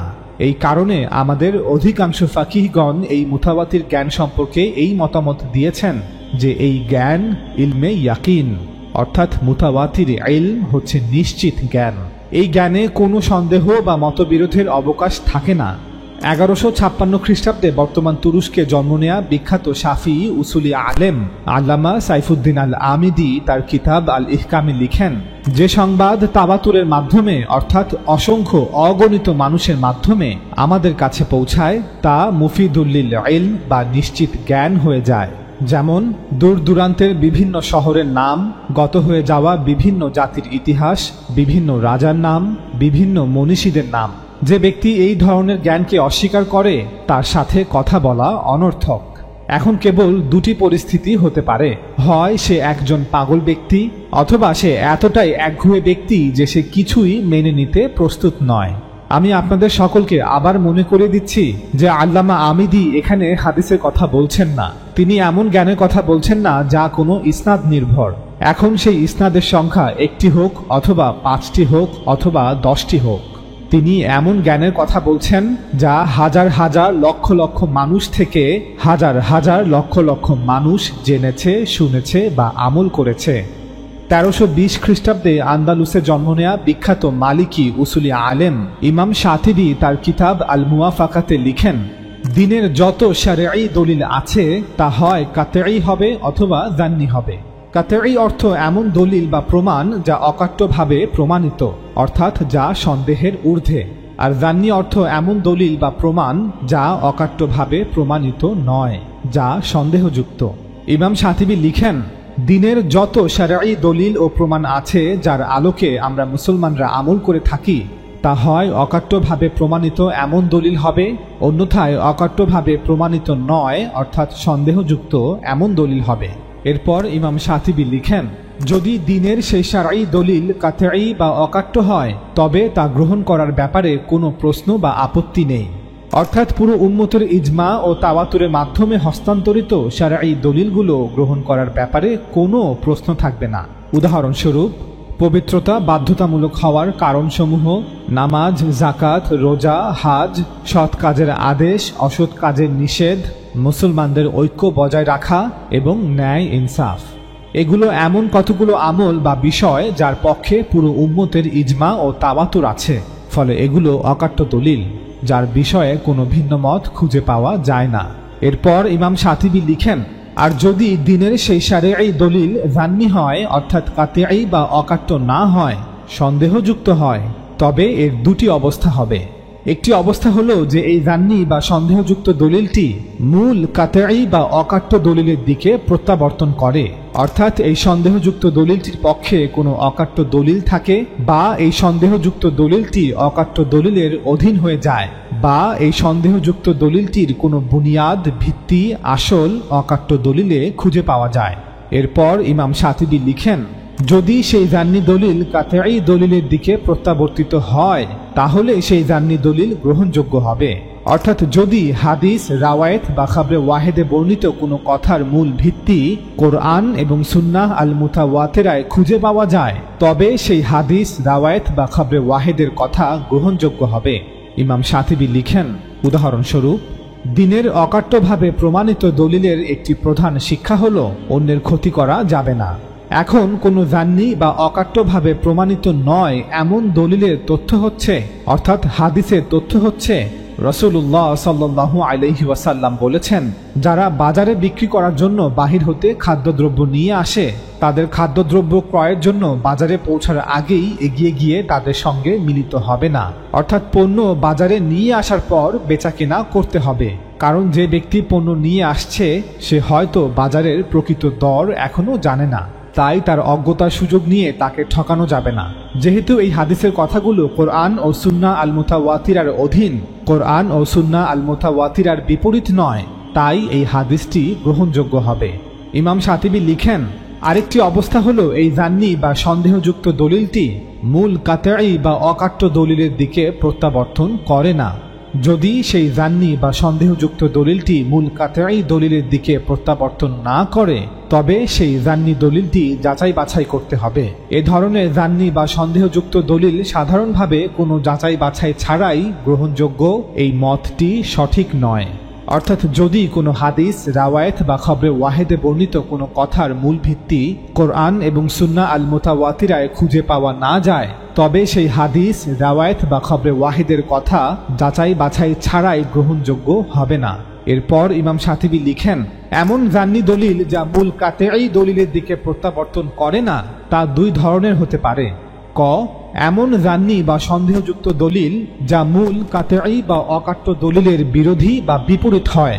খ, এমন জান্নি বা সন্দেহযুক্ত দলিল যা মূল কাতঈ বা অকাট্য দলিলের বিরোধী বা বিপরীত নয়, আবার কাতঈ বা অকাট্য দলিলের রকম বা মতো নয়। ইমাম শাতিবী পরবর্তীতে লিখেছেন, তিনি এমন কোনো জান্নি বা সন্দেহযুক্ত দলিল খুঁজে পাননি যা অকাট্য দলিলের বিরোধীও নয় আবার তার মতো নয়। 1002 খ্রিস্টাব্দে বাগদাদে জন্ম নেয়া বিখ্যাত শাফি উসুলি আলেম খতিব আল বাগদাদি তার কিতাব আল ফাকিহ ওয়াল মুতাফাক্কিতে লিখেন, কোনো হাদিসের ইসনাদ সহিহ হলেও তা গ্রহণযোগ্য হবে না যদি তা আকল বা যুক্তির বিরুদ্ধে যায়, যদি তা আল্লাহর কিতাবের বিরুদ্ধে যায়, যদি তা সুন্নাহ আল মুতাওয়াতিরার বিরুদ্ধে যায় এবং যদি তা পুরো উম্মার ইজমার বিরুদ্ধে যায়। 1116 খ্রিস্টাব্দে বাগদাদে জন্ম নেয়া বিখ্যাত হাম্বলি উসুলি আলেম ইবনুল জাওজি বলেন, যদি কোনো হাদিস বা রাওয়ায়েত যার ইসনাদ সহিহ কিন্তু তা আকল বা যুক্তির বিরুদ্ধে যায়, প্রতিষ্ঠিত ওহীর বিরুদ্ধে যায়, ইসলামের উসুল বা নীতিমালার বিরুদ্ধে যায়, তখন জানবে যে উক্ত হাদিস বা রাওয়ায়েত সহিহ নয়। ইমাম সুয়ুতি বলেন, ইবনুল জাওজি উসুল বা নীতিমালার বিরুদ্ধে যায় বলতে বুঝিয়েছেন উসুলি আলেমদের কর্তৃক লিখিত বিখ্যাত উসুলি বইগুলির বাইরে যায়, যে সকল মূলনীতিগুলোর বিষয়ে সকল যুগের সকল আলেমরাই একমত। 1292 খ্রিস্টাব্দে দামেস্কে জন্ম নেয়া বিখ্যাত হাম্বলি উসুলি আলেম ইবনুল কাইয়িম আল জাওজিয়া তার কিতাব আল মানারুল মুনিফ ফি সাহিহ ওয়া দাঈফ বইতে লিখেন, জাল, বানোয়াট বা মিথ্যা হাদিসের কিছু নিদর্শন আছে, কিছু এমন যা স্পষ্ট কোরআনের সাথে সাংঘর্ষিক এবং তাদের মধ্যে কিছু এমন যেগুলো স্পষ্ট সুন্নাহ এর সাথে সাংঘর্ষিক।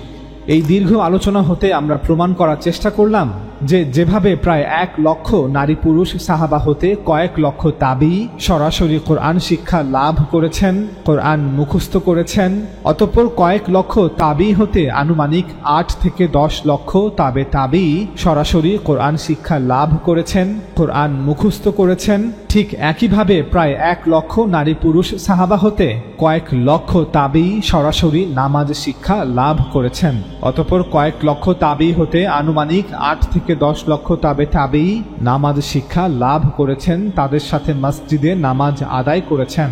কেউ হিজাজে তো কেউ নাজদে, কেউ মিশরে তো কেউ সিরিয়াতে, কেউ ইরাকে তো কেউ পারস্যে, কেউ বাহরাইনে তো কেউ ইয়েমানে, কেউ আলজেরিয়াতে তো কেউ মরক্কোতে। এজন্যই মুসলমানরা আলী রাদিয়াল্লাহু তাআলা আনহু এবং মুয়াবিয়া রাদিয়াল্লাহু তাআলা আনহু এর শাসন আমলে রাজনৈতিকভাবে শিয়া, সুন্নি এবং খারিজি এই তিনটি ভিন্ন ভিন্ন দলে বিভক্ত হয়ে পড়লেও কেউই কোরআন নিয়ে মতপার্থক্য করেনি। একইভাবে মুসলমানরা আলী রাদিয়াল্লাহু তাআলা আনহু এবং মুয়াবিয়া রাদিয়াল্লাহু তাআলা আনহু এর শাসন আমলে রাজনৈতিকভাবে শিয়া, সুন্নি এবং খারিজি এই তিনটি ভিন্ন ভিন্ন দলে বিভক্ত হয়ে পড়লেও কেউই নামাজের অবশ্য করণীয় বিধানগুলো নিয়ে মতপার্থক্য করেনি। অতএব মুসলমানরা যে সকল প্রমাণের আলোকে কোরআনকে মাহফুজ বা সংরক্ষিত বলে, ঠিক একই প্রমাণের আলোকে নামাজ ও দ্বীনের অন্যান্য মৌলিক ইবাদতগুলোকেও সংরক্ষিত বলে থাকে। পাশাপাশি আমরা এটাও প্রমাণ করার চেষ্টা করলাম যে হাদিস যেহেতু বিভিন্ন ব্যক্তি হতে বর্ণিত হয়ে থাকে, তাই হাদিসের ইসনাদ বা সূত্র যাচাই বাছাই করার পাশাপাশি হাদিসের মাতান বা কথাও যাচাই বাছাই করতে হয়, যে হাদিসটি আকল বা যুক্তি বিরোধী কিনা, হাদিসটি কোরআন বিরোধী কিনা, হাদিসটি সুন্নাহ আল মুতাওয়াতিরার বিরোধী কিনা, হাদিসটি উম্মতের ইজমার বিরোধী কিনা। আমরা সকলের দৃষ্টি আকর্ষণ করে বলছি, আমরা যখনই ইজমা বা ঐক্যমত শব্দটি ব্যবহার করছি তখন পুরো উম্মার ইজমা বা ঐক্যমতের বিষয়ে কথা বলা হচ্ছে, এখানে দ্বীনের আলেমদের ইজমার বিষয়ে কথা বলা হচ্ছে না। চলুন আমরা পরবর্তী আলোচনায় প্রবেশ করি। আল্লাহ রাসূল সাল্লাল্লাহু আলাইহি ওয়াসাল্লাম দ্বীন বা ধর্ম হিসেবে আমাদের যা দিয়েছেন তা সাহাবাদের বিশাল সংখ্যক জামাতের ইজমা এবং তাদের তাওয়াতুরের মাধ্যমে আমাদের কাছে পৌঁছেছে। এই দ্বীন বা ধর্ম দুটি রূপে আমাদের কাছে পৌঁছেছে, একটি হলো কোরআন এবং অন্যটি হলো সুন্নাহ। কোরআন হচ্ছে আল্লাহর কালাম এবং সুন্নাহ হচ্ছে নবী সাল্লাল্লাহু আলাইহি ওয়াসাল্লাম থেকে কোরআন ব্যতীত দ্বীন হিসেবে যা কিছু আমরা প্রাপ্ত হয়েছি। অর্থাৎ একটি হলো কোরআন এবং অন্যটি হলো গায়রাল কোরআন। গায়রাল কোরআন হচ্ছে যা কোরআন নয় এমন কিছু। কেউ প্রশ্ন করতে পারেন যে যখন আল্লাহ কোরআন নাজিল করেছিলেন তখন দ্বিতীয় কোনো কিছুর কি প্রয়োজনীয়তা ছিল? কোরআন তো নিজেই বলেছে যে দ্বীনের সাথে সম্পর্কিত সব কিছুই এতে অন্তর্ভুক্ত আছে। যখন কোরআন আল্লাহর কিতাবের মর্যাদায় মানুষের হাতে তুলে দেওয়া হয়েছিল তখন দ্বীনের যা কিছু নির্দেশনা ছিল তা কেবল এর মধ্যেই সীমাবদ্ধ রাখাই যথেষ্ট ছিল। এবং এখনো যদি কেউ জিজ্ঞাসা করে আমরা তাকে বলি যে কোরআন আল্লাহর কিতাব পড়তে এতে সম্পূর্ণ দ্বীন রয়েছে। কিন্তু যখন আমরা বলি যে রাসূল সাল্লাল্লাহু আলাইহি ওয়াসাল্লাম আমাদের প্রথমত কোরআন এবং দ্বিতীয়ত সুন্নাহ দিয়েছেন, তখন যুক্তিসঙ্গত একটি প্রশ্ন আমাদের সামনে চলে আসে, আর সেটি হলো সুন্নাহের প্রয়োজন কেন হয়েছিল? আমরাও একমত। যখন কেউ কোরআন অধ্যয়ন করে তখন সে দেখতে পায় যে কোরআনে দ্বীনের মৌলিক বাস্তবতা রয়েছে, এতে দ্বীনের জ্ঞান রয়েছে, নৈতিক বিষয়গুলি আলোচনা করা হয়েছে এবং বিশ্বাসের সকল বিষয় বিস্তারিতভাবে বর্ণনা করা হয়েছে এবং এর সাথে সাথে শরিয়াও বর্ণিত হয়েছে। অর্থাৎ শরিয়াহকে তার মূল রূপে বর্ণনা করা হয়েছে এবং শরিয়ার বিশদ বিবরণও উপস্থাপন করা হয়েছে। যখন এতে এই সমস্ত কিছু বলা হয়েছে তাহলে এর বাইরে যা রয়েছে যাকে গায়রাল কোরআন বলা হয়েছে কেন তার প্রয়োজন পড়ল? এটি অবশ্যই একটি যৌক্তিক এবং গুরুত্বপূর্ণ প্রশ্ন এবং কোরআন এর উত্তর দিয়েছে। কোরআন নিজেই বলেছে কেন এর প্রয়োজন ছিল। কোরআন বলেছে যে এটি পৃথিবীতে প্রথম দ্বীনের কোনো কিতাব নয়, বরং এটি দ্বীনের শেষ কিতাব। আর আল্লাহ রাসূল সাল্লাল্লাহু আলাইহি ওয়াসাল্লাম এই দ্বীনের প্রথম নবী নন, দ্বিতীয় বা তৃতীয় নবীও নন, তিনি এই দ্বীনের শেষ নবী। সূরা আলে ইমরানে এভাবে বর্ণনা করা হয়েছে, ইন্নাদ দীনা ইনদাল্লাহিল ইসলাম, আল্লাহর জন্য ইসলামই একমাত্র দ্বীন। যখন কোরআন শেষ গ্রন্থ এবং রাসূল সাল্লাল্লাহু আলাইহি ওয়াসাল্লাম শেষ নবী, তখন যুক্তি বলে দ্বীনের রাওয়ায়াত বা ঐতিহ্য পূর্ব থেকেই বিদ্যমান থাকা উচিত। অর্থাৎ এটা হতে পারে না যে মানুষ এই দ্বীনের সাথে সম্পূর্ণ অপরিচিত। অতএব সকল নবীদের দ্বারা প্রতিষ্ঠিত দ্বীনের এই রাওয়ায়াত বা ঐতিহ্যের মধ্যে যেমন আকীদা বিশ্বাস অন্তর্ভুক্ত ছিল, তেমনি ইবাদতও অন্তর্ভুক্ত ছিল। পূর্ব থেকে চলে আসা এই দ্বীনের মধ্যে যেভাবে ঈমানিয়াত ছিল, ঠিক তেমনি শরিয়াতও ছিল। সেই শরিয়া প্রথম দিনই আদম আলাইহিস সালামকে দেওয়া হয়েছিল। পরবর্তীতে সেই শরিয়া বিভিন্ন নবীদের দ্বারা পুনরুজ্জীবিত করা হয়েছে। মানুষকে বারবার বিভিন্ন নবীদের মাধ্যমে এটি স্মরণ করিয়ে দেওয়া হয়েছিল। কোরআন বলছে যে এটি কোনো নতুন দিন ছিল না, যা রাসূল সাল্লাল্লাহু আলাইহি ওয়াসাল্লামের উপর প্রথম অবতীর্ণ করা হয়েছিল। আল্লাহ তাআলা বলেন, তিনি তোমাদের জন্য সেই দিন নির্ধারণ করেছেন যার নির্দেশ দিয়েছিলেন তিনি নূহকে, আর যা আমি ওহী করেছিলাম তোমাকে এবং যার নির্দেশ দিয়েছিলাম ইব্রাহিম, মূসা ও ঈসাকে, এই বলে যে তোমরা দ্বীনকে প্রতিষ্ঠিত করো এবং ওতে মতভেদ করো না। এই আয়াত থেকে এটা পরিষ্কার হলো যে ইহুদি এবং খ্রিস্টান এই ধর্মগুলি মূলত মিল্লাতে ইব্রাহিম বা ইসলামের কিছু ফিরকা, যা মূল থেকে বিচ্ছিন্ন হয়ে গোমরাহিতে পতিত হয়েছে। আর এভাবেই এই ভুল ধারণা দূর হয়েছে যে ইসলাম একটি নতুন দিন অথবা কোনো নতুন নির্দেশনা এবং আজ থেকে এটি প্রদান করা হচ্ছে, বরং এটি মানবতার সর্বশ্রেষ্ঠ উত্তরাধিকার। এটি গোটা মানব জাতির জন্য সর্বশ্রেষ্ঠ উত্তরাধিকার। ইসলামের নামে যে নির্দেশনা আদম আলাইহিস সালামের সময় থেকে শুরু হয়েছিল এবং এক প্রজন্ম থেকে অন্য প্রজন্মে মানুষ এভাবেই তা গ্রহণ করে আসছিল, নবীরা তা নিশ্চিত করে আসছিলেন এবং সর্বশেষে নবী সাল্লাল্লাহু আলাইহি ওয়াসাল্লাম নিযুক্ত হন। সুতরাং কোরআনে দ্বীনের ইবাদতগুলোর বিস্তারিত বর্ণনা দেওয়ার কোনো প্রয়োজন নেই। অতীত থেকে নবীদের যেই রাওয়ায়েত অব্যাহত আছে, রাসূল সাল্লাল্লাহু আলাইহি ওয়াসাল্লামকে কেবল সেই রাওয়ায়েত অনুসরণ করতে বলা হয়েছে। আল্লাহ তাআলা বলেন, আর এটাই ছিল আমার হুজ্জাত বা প্রমাণ যা আমি ইব্রাহিমকে তার স্বজাতির মোকাবিলায় দান করেছিলাম। আমি যাকে ইচ্ছা করি সম্মান, মর্তবা ও মহত্ব বাড়িয়ে দেই। নিঃসন্দেহে তোমার রব প্রজ্ঞাময় ও বিজ্ঞ। আমি ইব্রাহিমকে ইসহাক ও ইয়াকুব দান করেছি এবং উভয়কেই সঠিক পথের সন্ধান দিয়েছি, আর তার পূর্বে নূহকেও সঠিক পথের হিদায়াত দিয়েছি। আর ইব্রাহিমের বংশের মধ্যে দাউদ, সুলাইমান, আইয়ুব, ইউসুফ, মূসা ও হারুনকে এমনিভাবেই সঠিক পথের সন্ধান দিয়েছি। এমনিভাবেই আমি সৎ ও পুণ্যশীল লোকদেরকে প্রতিদান দিয়ে থাকি। আর জাকারিয়া, ইয়াহিয়া, ঈসা ও ইলিয়াস তারা প্রত্যেকেই সৎ লোকেদের অন্তর্ভুক্ত ছিল। আর ইসমাইল, আলিয়াসা, ইউনুস ও লূতকে প্রত্যেককে আমি পৃথিবীবাসীর উপর শ্রেষ্ঠত্ব দান করেছি। আর আমি হিদায়াত দান করেছি তাদের বাপ দাদা, বংশধর ও ভাইদেরকে, আর তাদেরকে আমি বাছাই করেছি আর তাদেরকে সরল পথের দিকে পরিচালিত করেছি। এটা আল্লাহর হিদায়াত। স্বীয় বান্দাদের মধ্যে যাকে ইচ্ছে তিনি এ দ্বারা হিদায়াত করেন তার কানুন অনুযায়ী। আর যদি তারা শিরক করত তবে তাদের কৃতকর্ম নিষ্ফল হতো। তারা ছিল সেই লোক যাদেরকে আমি কিতাব, কর্তৃত্ব ও নবুয়াত দান করেছি। সুতরাং যদি তোমার কওম তোমার নবুয়াতকে অস্বীকার করে, তাহলে তাদের স্থলে আমি এমন এক জাতিকে নিয়োগ করব যারা তা অস্বীকার করবে না। এরাই তারা যাদেরকে আল্লাহ হেদায়েত করেছেন। অতএব পূর্ববর্তী সকল নবীদের হিদায়াত তুমি অনুসরণ করো, তুমি তাদের পথ অনুসরণ করে চলো। তারা যে রীতিনীতি রেখে গেছে, যে দ্বীনের নির্দেশনা তারা বিশ্বকে দিয়েছে, হে নবী তোমাকেও তা অনুসরণ করতে হবে। তুমি বলো, হে আমার কওম, আমি তোমাদের কাছে এর উপর কোনো বিনিময় চাই না। এই কোরআন তো বিশ্ববাসীর জন্য উপদেশ মাত্র। নবী সাল্লাল্লাহু আলাইহি ওয়াসাল্লাম রাসূল হিসেবে আরবে নিযুক্ত হয়েছিলেন। কোরআন আরবের সম্পূর্ণ ইতিহাস বর্ণনা করেছে। এতে বলা হয়েছে যে এটি সেই অঞ্চল যা আল্লাহ কর্তৃক নির্বাচিত হয়েছে। আল্লাহ তাআলা ইব্রাহিম আলাইহিস সালামের মাধ্যমে ফিলিস্তিন এবং হিজাজ এই দুটি অঞ্চল বাছাই করেছেন। আল্লাহ তাআলা নবী সাল্লাল্লাহু আলাইহি ওয়াসাল্লামের পূর্বপুরুষ ইব্রাহিম ও ইসমাইলকে বাইতুল্লাহ পুনর্নির্মাণ করতে নির্দেশ দিয়েছিলেন।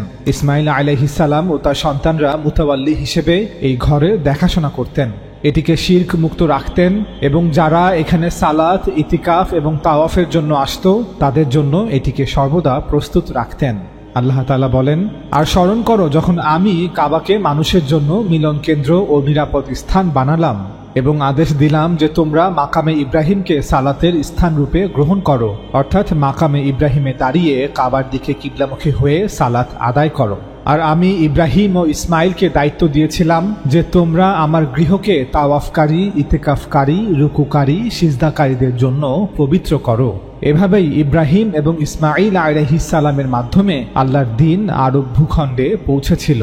পরবর্তীতে তার বংশধররাই দ্বীনে হানিফার এই রাওয়ায়েত বা ঐতিহ্য এক প্রজন্ম থেকে অন্য প্রজন্মে হস্তান্তরিত করেছে। আরবে আসার পর নবী রাসূলদের এই দ্বীনকে দ্বীনে ইব্রাহিম বলা হতো, কারণ তিনি এই দ্বীনকে আবার পুনরুজ্জীবিত করেছেন। আর রাসূল সাল্লাল্লাহু আলাইহি ওয়াসাল্লামের আগমনের পর এই দ্বীনকে দ্বীনে মুহাম্মদ বলা হয়েছে, কারণ তিনি মিল্লাতে ইব্রাহিমকে আবার পুনরুজ্জীবিত করেছেন। অবশ্যই দ্বীন ইসলাম এটি আল্লাহর দ্বীন। আল্লাহ তাআলা এই দ্বীনের মালিক। কিন্তু আল্লাহ প্রদত্ত এই দিনের জন্য আমরা মুসলমানরা বিভিন্ন পরিভাষা ব্যবহার করে থাকি। এই দিনকে আমরা আমাদের পূর্বপুরুষ আদম আলাইহিস সালামের দিন বলে থাকি, আবার এই দিনকে সকল নবী রাসূলদের দিন বলে থাকি, আবার এই দিনকে নির্দিষ্ট প্রেক্ষাপটে ইব্রাহিম আলাইহিস সালামের দিন বলে থাকি, এবং এই দিনকে আমরা আল্লাহর রাসূল সাল্লাল্লাহু আলাইহি ওয়াসাল্লামের দিন বলে থাকি।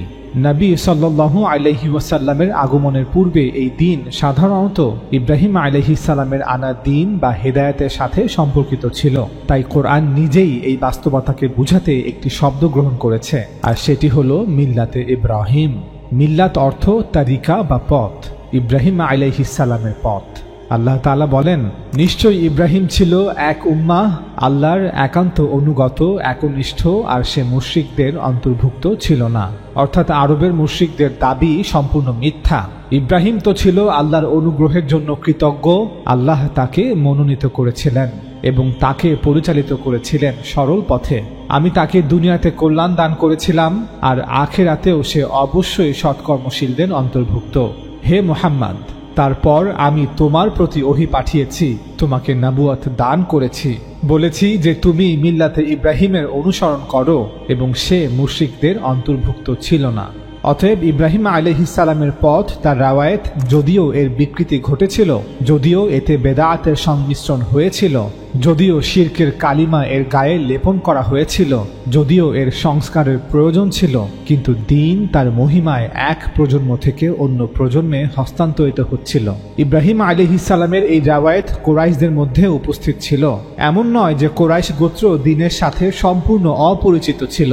যখন কোরআন নাজিল হয়েছিল তখন বলা হয়েছিল, এই ইব্রাহিমী রাওয়ায়েত যা সংস্কার করা প্রয়োজন তা সংস্কার করা হবে, নতুন করে কিছু সংযোজন করতে হলে তাও করা হবে। তবে দিনে ইব্রাহিম বা মিল্লাতে ইব্রাহিমের রাওয়ায়েত যা চলমান আছে তা যে কোনো ক্ষেত্রে অনুসরণ করতে হবে।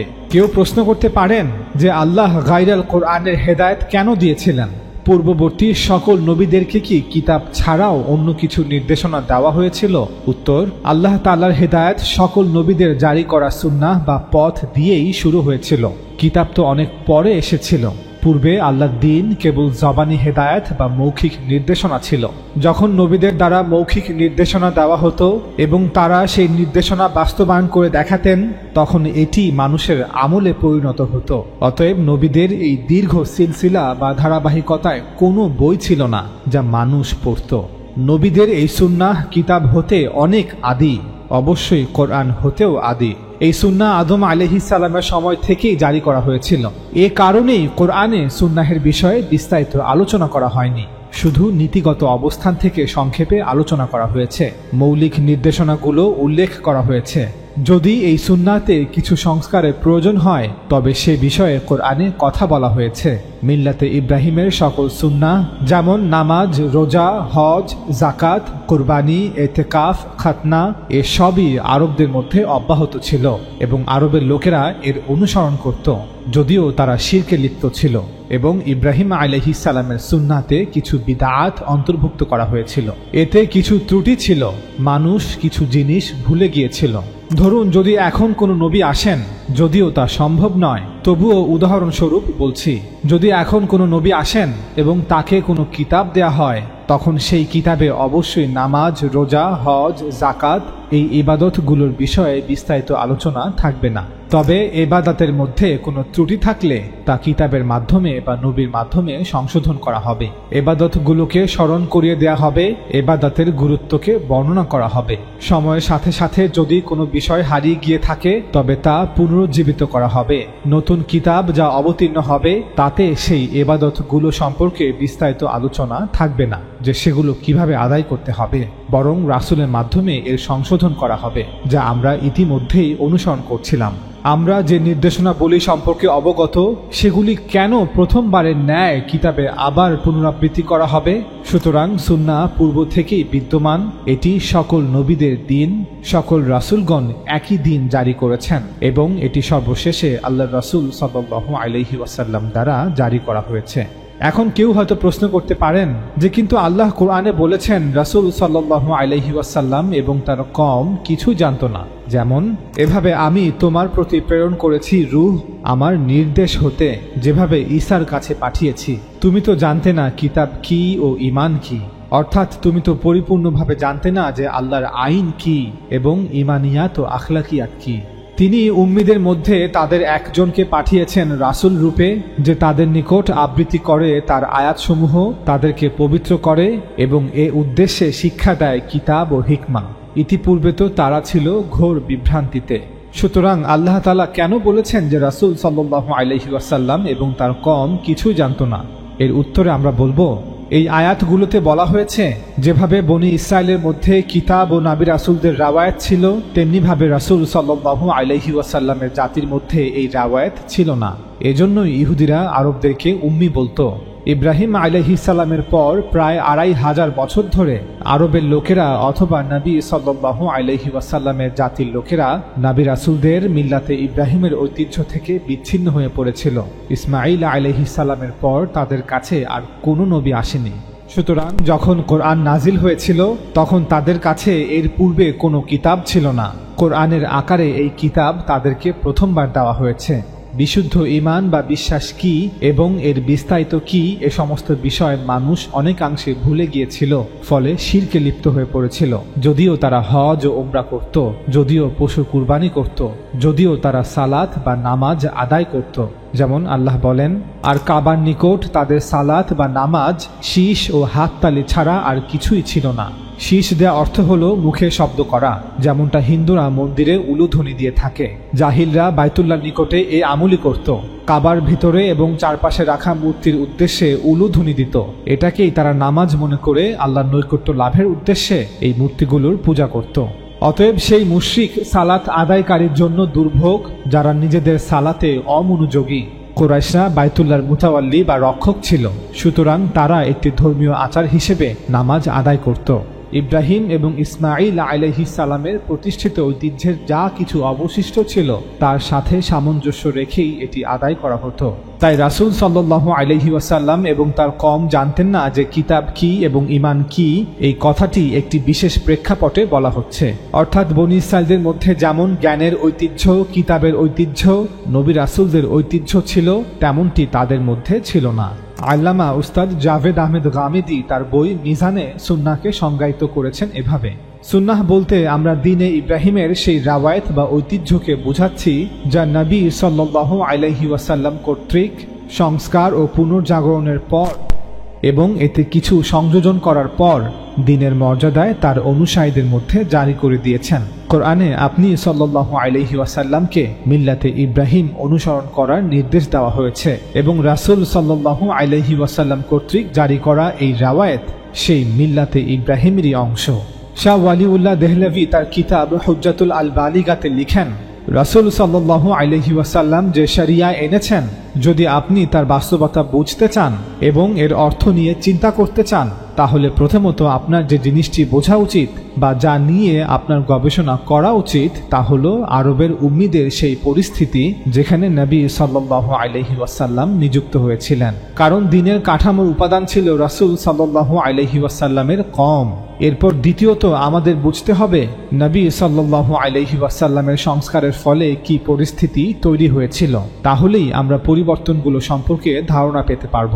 প্রথমত আমাদের মূল বিষয়টি বুঝতে হবে যে নবী সাল্লাল্লাহু আলাইহি ওয়াসাল্লাম কোনো নতুন দ্বীন নিয়ে আসেননি, বরং তিনি মিল্লাতে হানিফিয়া ইসমাইলিয়ার দাওয়াত নিয়ে এসেছেন, যাতে করে মিল্লাতে হানিফিয়া ইসমাইলিয়ার মধ্যে যে বক্রতা তৈরি হয়েছে, মিল্লাতে হানিফিয়া ইসমাইলিয়ায় যে সকল বিচ্যুতি ঘটেছে সেগুলো সংশোধন করা যায়। আর যদি লোকেরা নিজেদের তরফ থেকে মিল্লাতে হানিফিয়া ইসমাইলিয়ায় কোনো পরিবর্তন এনে থাকে তাহলে তার প্রতিকার করা যায়। আর যেই উজ্জ্বলতা মিল্লাতে হানিফিয়া ইসমাইলিয়ায় মৌজুদ আছে তা বিশ্বজুড়ে ছড়িয়ে দেয়া যায়। এরপর শাহ ওয়ালিউল্লাহ দেহলভী কোরআনের একটি আয়াত উল্লেখ করেন, হে কোরাইশের মুশরিকরা, এটা তোমাদের পিতা ইব্রাহিমের মিল্লাত, ইব্রাহিমের তরিকা পথ।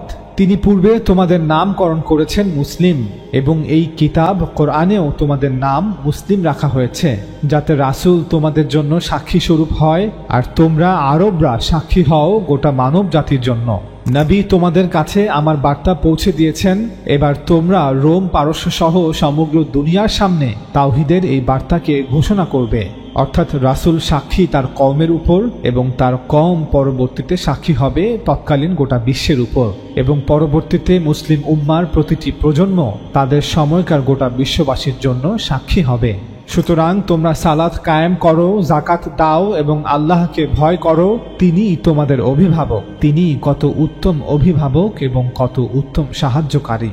শাহ ওয়ালিউল্লাহ দেহলভী এরপর মিল্লাতে হানিফিয়া ইসমাইলিয়ায় কি সুন্নাহ জারি ছিল এর বর্ণনা দেন। তিনি লিখেন, মিল্লাতে হানিফিয়া ইসমাইলিয়ায় তাহারাত বা পবিত্রতার সকল উসুল ও আদাব বাকি ছিল, ফরজ গোসলের সুন্নাহ বাকি ছিল, খাতনা করা সুন্নাহ বাকি ছিল, খিসালের ফিতরা যেমন গোফ ছাটা, গুপ্তাঙ্গের লোম কাটা, এই সুন্নাহগুলো বাকি ছিল। আর এবাদতের পূর্বে অজু তো মাজুস, ইয়াহুদ এবং অন্যান্যরাও করত। এখানে মাজুস বলতে জরোআস্ট্রিয়ানদেরকে বোঝানো হচ্ছে। তাই তৎকালীন আরবের হুকামারাও অজু করে এবাদত করত। একইভাবে কোরাইশদের মধ্যে নামাজ ও রোজা জারি ছিল, এতেকাফের সুন্নাও জারি ছিল। আর জাহিলিয়াতের যুগে বাইতুল্লাহর হজ ও উমরা সম্পর্কে তো সকলেই জানে। জাহিলিয়াতের যুগে আরবরা পশুকে জবাই করে কুরবানি করত, আর উটকে তারাও নাহার করত। তারাও তাদের মৃতদেরকে দাফন করত। তাদের মধ্যেও নিকাহ, তালাক এবং ইদ্দাতের তরিকা জারি ছিল। জাহিলিয়াতের যুগেও মা, বোন, মেয়ে ও অন্যান্য কিছু সম্পর্কের নারীদের বিয়ে করা হারাম ছিল। জাহিলিয়াতের যুগেও কিসাস, দিয়াত ও কাসামার বিধান চালু ছিল।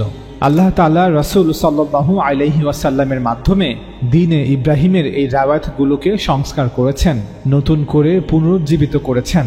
কিছু সংযোজন করার থাকলে তা করে মুসলমানদের মধ্যে জারি করে দিয়েছেন।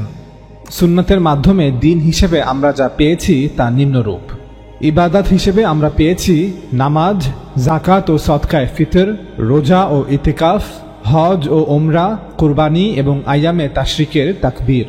সামাজিক বিধিবিধান হিসেবে আমরা পেয়েছি বিবাহ ও তালাক এবং এ দুটোর সাথে সম্পৃক্ত বিষয়াদি, মাসিক ও প্রসব পরবর্তী ঋতুকালে দৈহিক মিলন থেকে বিরত থাকা, শূকর, রক্ত, মৃত পশু এবং আল্লাহ ছাড়া অন্য কারো নামে জবাই করা পশুর মাংস খাওয়ার ব্যাপারে নিষেধাজ্ঞা, নিজেদের এবং পশুর মধ্যকার অপবিত্রতা দূরীকরণের জন্য আল্লাহর নাম নিয়ে পশু জবাই করা।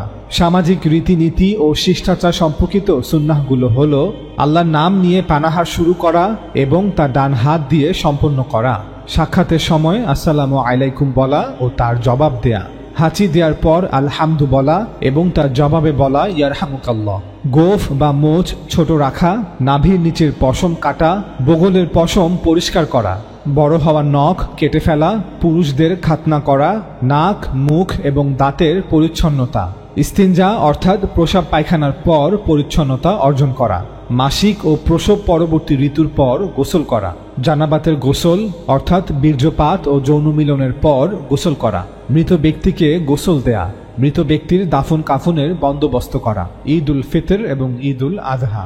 এগুলোই সুন্নাত এবং এগুলোর ব্যাপারে শতভাগ নিশ্চয়তা দিয়ে বলা যায় যে প্রামাণিকতার দিক দিয়ে কোরআন মাজিদ এবং সুন্নাতের মধ্যে কোনো পার্থক্য নেই।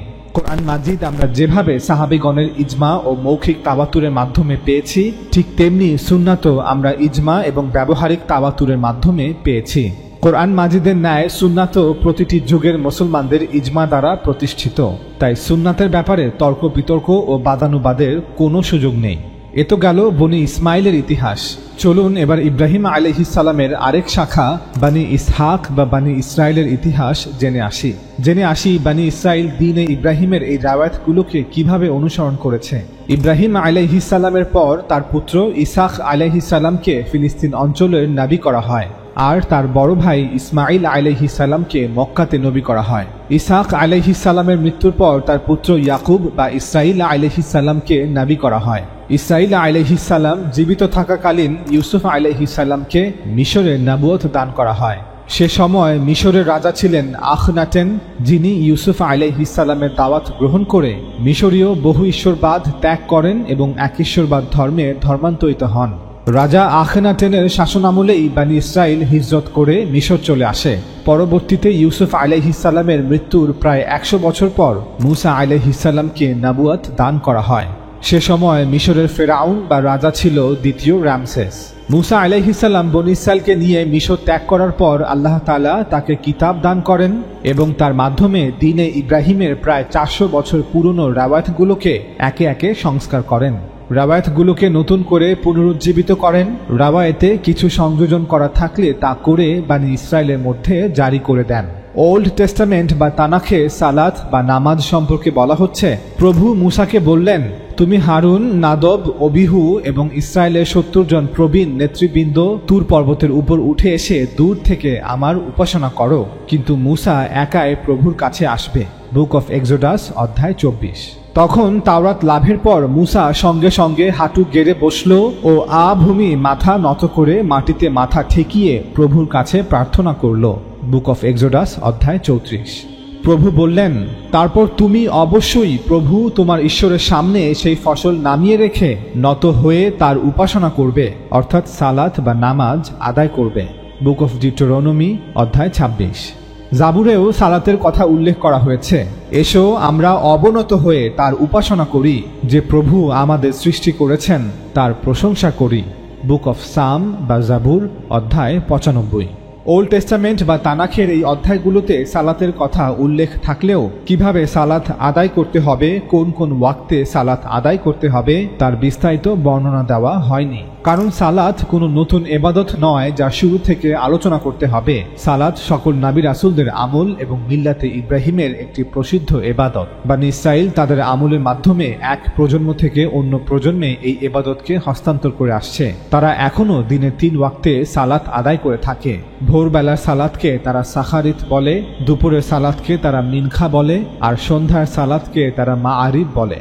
মুসা আলাইহিস সালামের সময় থেকেই বনী ইসরাইল তাদের আমলের মাধ্যমে এক প্রজন্ম থেকে অন্য প্রজন্মে এই ইবাদতকে হস্তান্তর করে আসছে। তারা কখনোই এগুলোকে লিখে রাখার প্রয়োজনীয়তা অনুভব করেনি। তবে 70 খ্রিস্টাব্দে রোমানদের হাতে জেরুজালেম শহর ধ্বংস এবং ইহুদিদের ফিলিস্তিন থেকে বহিষ্কারের পর আনুমানিক 400 খ্রিস্টাব্দের দিকে ইহুদি আলেমরা প্রথম সালাত সহ মিল্লাতে ইব্রাহিমের সকল আমলগুলোকে একে একে লিপিবদ্ধ করতে শুরু করে, যাকে তালমুদ বলা হয়।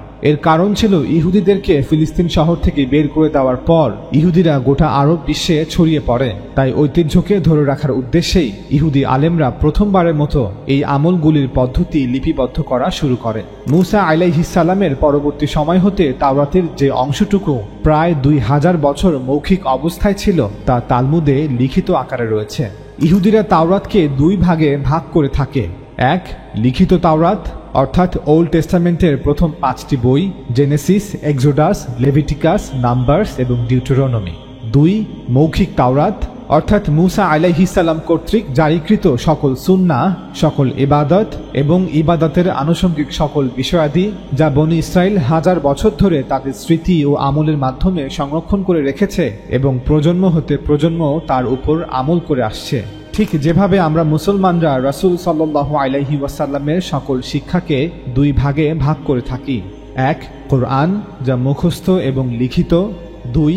সুন্নাহ, অর্থাৎ রাসূল সাল্লাল্লাহু আলাইহি ওয়াসাল্লাম কর্তৃক জারিকৃত সকল সুন্নাহ বা আমল, ইবাদত যা মুসলমানদের প্রথম 3 প্রজন্ম তাদের আমলের মাধ্যমে সংরক্ষণ করে রেখেছে, যা পরবর্তীতে তাবে তাবী এবং তাবে তাবীদের অনুসারীদের মাধ্যমে লিখিতভাবে লিপিবদ্ধ করা শুরু হয়, যদিও তা আমলের মাধ্যমে সংরক্ষণ করা হচ্ছিল। উদাহরণস্বরূপ, মদিনার তাবে তাবী ইমাম মালিক এবং ইরাকের তাবে তাবী আবু হানিফা তারা উভয়ে তাদের নিজ নিজ শহরের মুসলমানদের আমলগুলোকে দেখে দেখে ফিক আকারে লিপিবদ্ধ করে নেন। অর্থাৎ মদিনার মুসলমানরা বা ইরাকের মুসলমানরা কিভাবে নামাজ পড়ছে, কিভাবে রোজা রাখছে, কিভাবে জাকাত আদায় করছে, কিভাবে হজ পালন করছে, কিভাবে এতেকাফ করছে, কিভাবে মৃত ব্যক্তিকে দাফন করছে, এগুলো হানাফি এবং মালিকি ফিক হিসেবে লিপিবদ্ধ করা শুরু হয়। মনে রাখবেন, তারা এগুলো হাদিসের ন্যায় শুনে শুনে লিপিবদ্ধ করছে না, বরং নিজ চোখে হাজার হাজার মুসলমানদের আমল দেখে লিপিবদ্ধ করছে। ইমাম মালিক মদিনাবাসীর আমল সংরক্ষণ করেছেন এবং ইমাম আবু হানিফা ইরাকবাসীর আমল সংরক্ষণ করেছেন। তাছাড়া ইমাম জাফর আস-সাদিক, ইমাম শাফি, ইমাম আহমদ বিন হাম্বল সহ আরো অনেকেই তাদের ফিকহের মাধ্যমে এই আমলগুলোকে সংরক্ষণ করেছেন। চলুন ওল্ড টেস্টামেন্ট বা তানাখ হতে যাকাতের বিধানগুলো আপনাদের পড়ে শোনাই। সমস্ত শস্যের দশমাংশ প্রভুর অধিকারে থাকে। এর অর্থ হলো জমি থেকে কেটে আনা শস্য এবং গাছ থেকে আনা ফল ফলাদি এসবের দশমাংশ প্রভুর অধিকারভুক্ত। যাজকরা প্রত্যেক ব্যক্তির গরু বা মেষদের মধ্য থেকে প্রতি 10টির জন্য একটি করে প্রাণী নেবে এবং তা হবে প্রভুর উদ্দেশ্যে পবিত্র। এগুলি ইসরায়েলের লোকেদের জন্য তুর পর্বত থেকে মুসাকে দেওয়া প্রভুর আদেশসমূহ। বুক অফ লেভিটিকাস অধ্যায় 27। প্রতি 3 বছরের শেষে তোমরা অবশ্যই সেই বছরে সংগৃহীত ফসলের 1/10 সংগ্রহ করবে। তোমাদের শহরগুলোতে এই খাদ্য জমা করে রেখো। এই খাদ্য লেবীয় লোকেদের জন্য, কারণ তাদের নিজেদের কোনো জমি নেই। এই খাদ্য তোমাদের শহরে যাদের খাদ্যের প্রয়োজন তাদেরও জন্য। সেই খাদ্য বিদেশীদের, বিধবাদের এবং অনাথদের জন্য। যদি তোমরা এটি করো তাহলে প্রভু তোমাদের ঈশ্বর তোমাদের সমস্ত কাজে আশীর্বাদ করবেন। বুক অফ ডিউটেরোনমি অধ্যায় 14। প্রত্যেক তৃতীয় বছরে তুমি তোমার উৎপন্ন দ্রব্যের 1/10 ওজন করবে। তারপর সেই দশমাংশ লেবীয়দের, তোমার দেশে বাসকারী বিদেশীদের এবং বিধবা ও পিতৃহীনদের দেবে। বুক অফ ডিউটেরোনমি অধ্যায় 26। ওল্ড টেস্টামেন্ট বা তানাখের এই অধ্যায়গুলোতে জাকাতের শতাংশ উল্লেখ থাকলেও জাকাত সম্পর্কিত বিভিন্ন বিস্তারিত মাসলা মাসাইলের কোনো বর্ণনা নেই। এর কারণ আমরা একটু পূর্বেই আলোচনা করেছি। এগুলো মুসা আলাইহিস সালাম কর্তৃক জারিকৃত সুন্নাহের মাধ্যমে সংরক্ষিত রয়েছে, যা বর্তমানে তালমুদে লিখিত রয়েছে। চলুন ওল্ড টেস্টামেন্ট বা তানাখ হতে রোজার বিধানগুলো আপনাদের পড়ে শোনাই। প্রভু মুসাকে বললেন, সপ্তম মাসের 10ম দিনটি প্রায়শ্চিত্তের দিন। সেদিন এক পবিত্র সভা হবে। সেদিন তোমরা অবশ্যই কোনো খাদ্য গ্রহণ করবে না এবং অগ্নিতে প্রদত্ত একটি নৈবেদ্য অর্থাৎ কুরবানির পর পশুটিকে পুড়িয়ে প্রভুর কাছে আনবে। মুসা আলাইহিস সালামের শরিয়তে কুরবানির কয়েকটি পদ্ধতির মধ্যে একটি পদ্ধতি ছিল কুরবানির পর পশুকে পুড়িয়ে ফেলা, কোনো কোনো ক্ষেত্রে আংশিক, কোনো কোনো ক্ষেত্রে সম্পূর্ণ। এটি ছিল আল্লাহর প্রতি আনুগত্য প্রদর্শনের একটি উপায়, অর্থাৎ আমার সকল কিছু আল্লাহর জন্য কুরবান। এই বিষয়টিকে রূপক অর্থে কুরবানির মাধ্যমে উপস্থাপন করা হতো। এরপর বলা হচ্ছে, তোমরা অবশ্যই ওই দিন কোনো কাজ করবে না, কারণ এটা হলো প্রায়শ্চিত্তের দিন। ওই দিন যাজকরা প্রভুর কাছে যাবে, অর্থাৎ সেই কামরায় প্রবেশ করবে যেখানে বিশেষ দিন এবং বিশেষ লোক ব্যতীত সকলের প্রবেশ নিষিদ্ধ, এবং যা তোমাদের পবিত্র করে সেই সব আচার অনুষ্ঠান করবে। এই দিন যদি কোনো মানুষ উপবাস করতে, রোজা রাখতে অস্বীকার করে, সে অবশ্যই তার লোকেদের থেকে বিচ্ছিন্ন হবে। এই দিন যদি কোনো ব্যক্তি কোনো কাজ করে, আমি তার লোকেদের মধ্যে সেই ব্যক্তিকে ধ্বংস করব। সেদিন তোমরা অবশ্যই আদৌ কোনো কাজ করবে না। তোমরা যেখানেই বসবাস করো না কেন, তোমাদের জন্য এটা হলো চিরকালের বিধি। এটা তোমাদের জন্য হবে বিশেষ বিশ্রামের দিন, উৎসবের দিন। তোমরা সেদিন অবশ্যই খাদ্য গ্রহণ করবে না। বিশ্রামের এই বিশেষ দিন তোমরা আরম্ভ করবে মাসের 9ম দিনের সন্ধ্যায় এবং তা চলবে সেই সন্ধ্যা থেকে পরের দিনের সন্ধ্যা পর্যন্ত। বুক অফ লেভিটিকাস অধ্যায় 23। চলুন ওল্ড টেস্টামেন্ট বা তানাখ হতে হজের বিধানগুলো আপনাদের পড়ে শোনাই।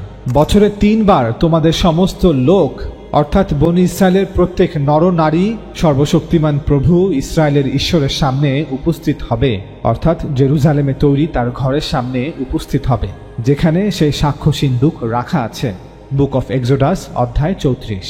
পবিত্র স্থানের উদ্দেশ্যে বার্ষিক তীর্থযাত্রাকে আরবিতে হজ বলা হয়, আর হিব্রুতে বলা হয় হাগ।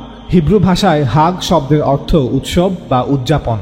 বাইবেলের অনেক স্কলাররাই বলে থাকেন যে ইহুদি ক্লাসিক্যাল সময়ে হাগ শব্দটিকে আরবি হাজ শব্দের মতোই উচ্চারণ করা হতো, তবে বর্তমান আধুনিক হিব্রু ভাষায় এটিকে হাগ উচ্চারণ করা হয়।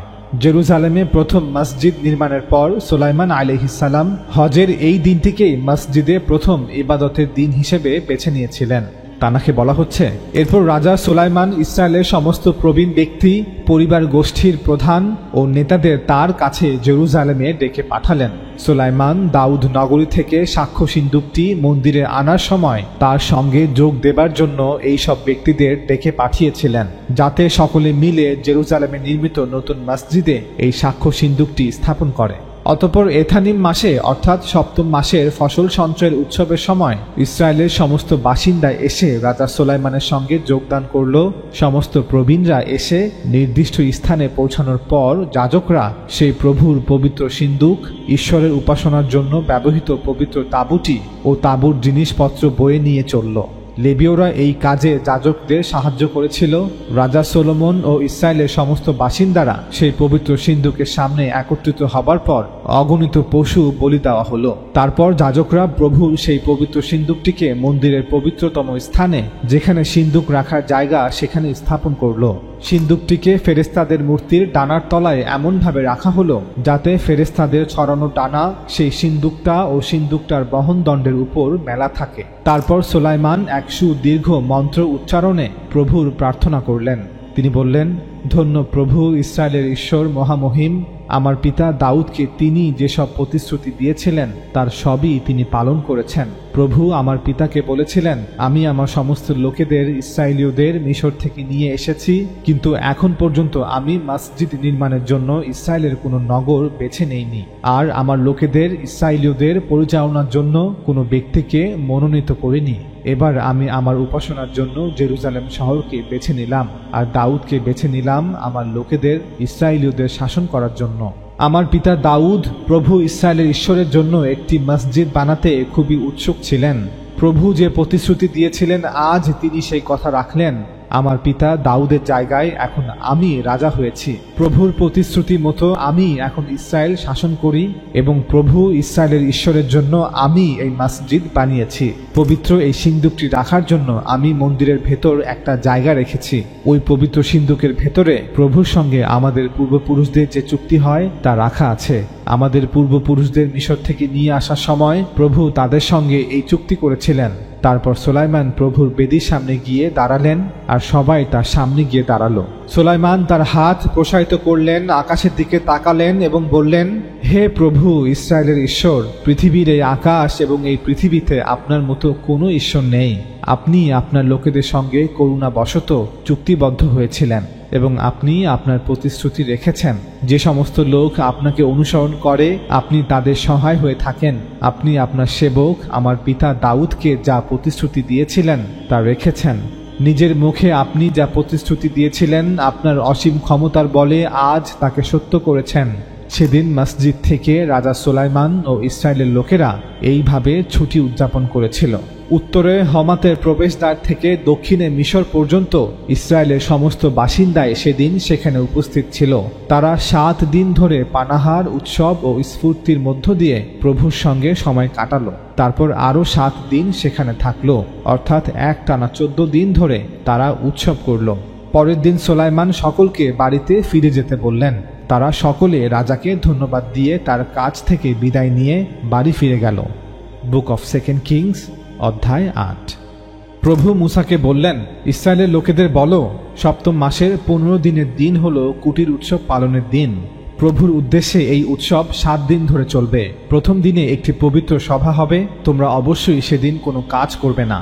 7 দিন ধরে তোমরা প্রভুর কাছে অগ্নিতে প্রস্তুত একটি করে নৈবেদ্য আনবে। 8 দিনের দিন তোমাদের আরেকটা পবিত্র সভা হবে। তোমরা প্রভুর কাছে অগ্নি দ্বারা প্রস্তুত একটি নৈবেদ্য আনবে। এটা হবে একটা পবিত্র সভা। সপ্তম মাসের 15 দিনে যখন তোমরা জমির শস্য সংগ্রহ করবে তখন তোমরা 7 দিন ধরে প্রভুর উৎসব পালন করবে।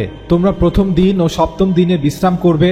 প্রথম দিনটিতে তোমরা সুন্দর গাছগুলি থেকে ফল এবং নদীর তীরবর্তী তাল গাছগুলির, ঝাউ গাছগুলির এবং বাইসি গাছগুলির ডালগুলি নেবে। প্রতি বছরে 7 দিন ধরে তোমরা এই পর্ব প্রভুর জন্য পালন করবে। এই বিধি চিরকাল চলবে।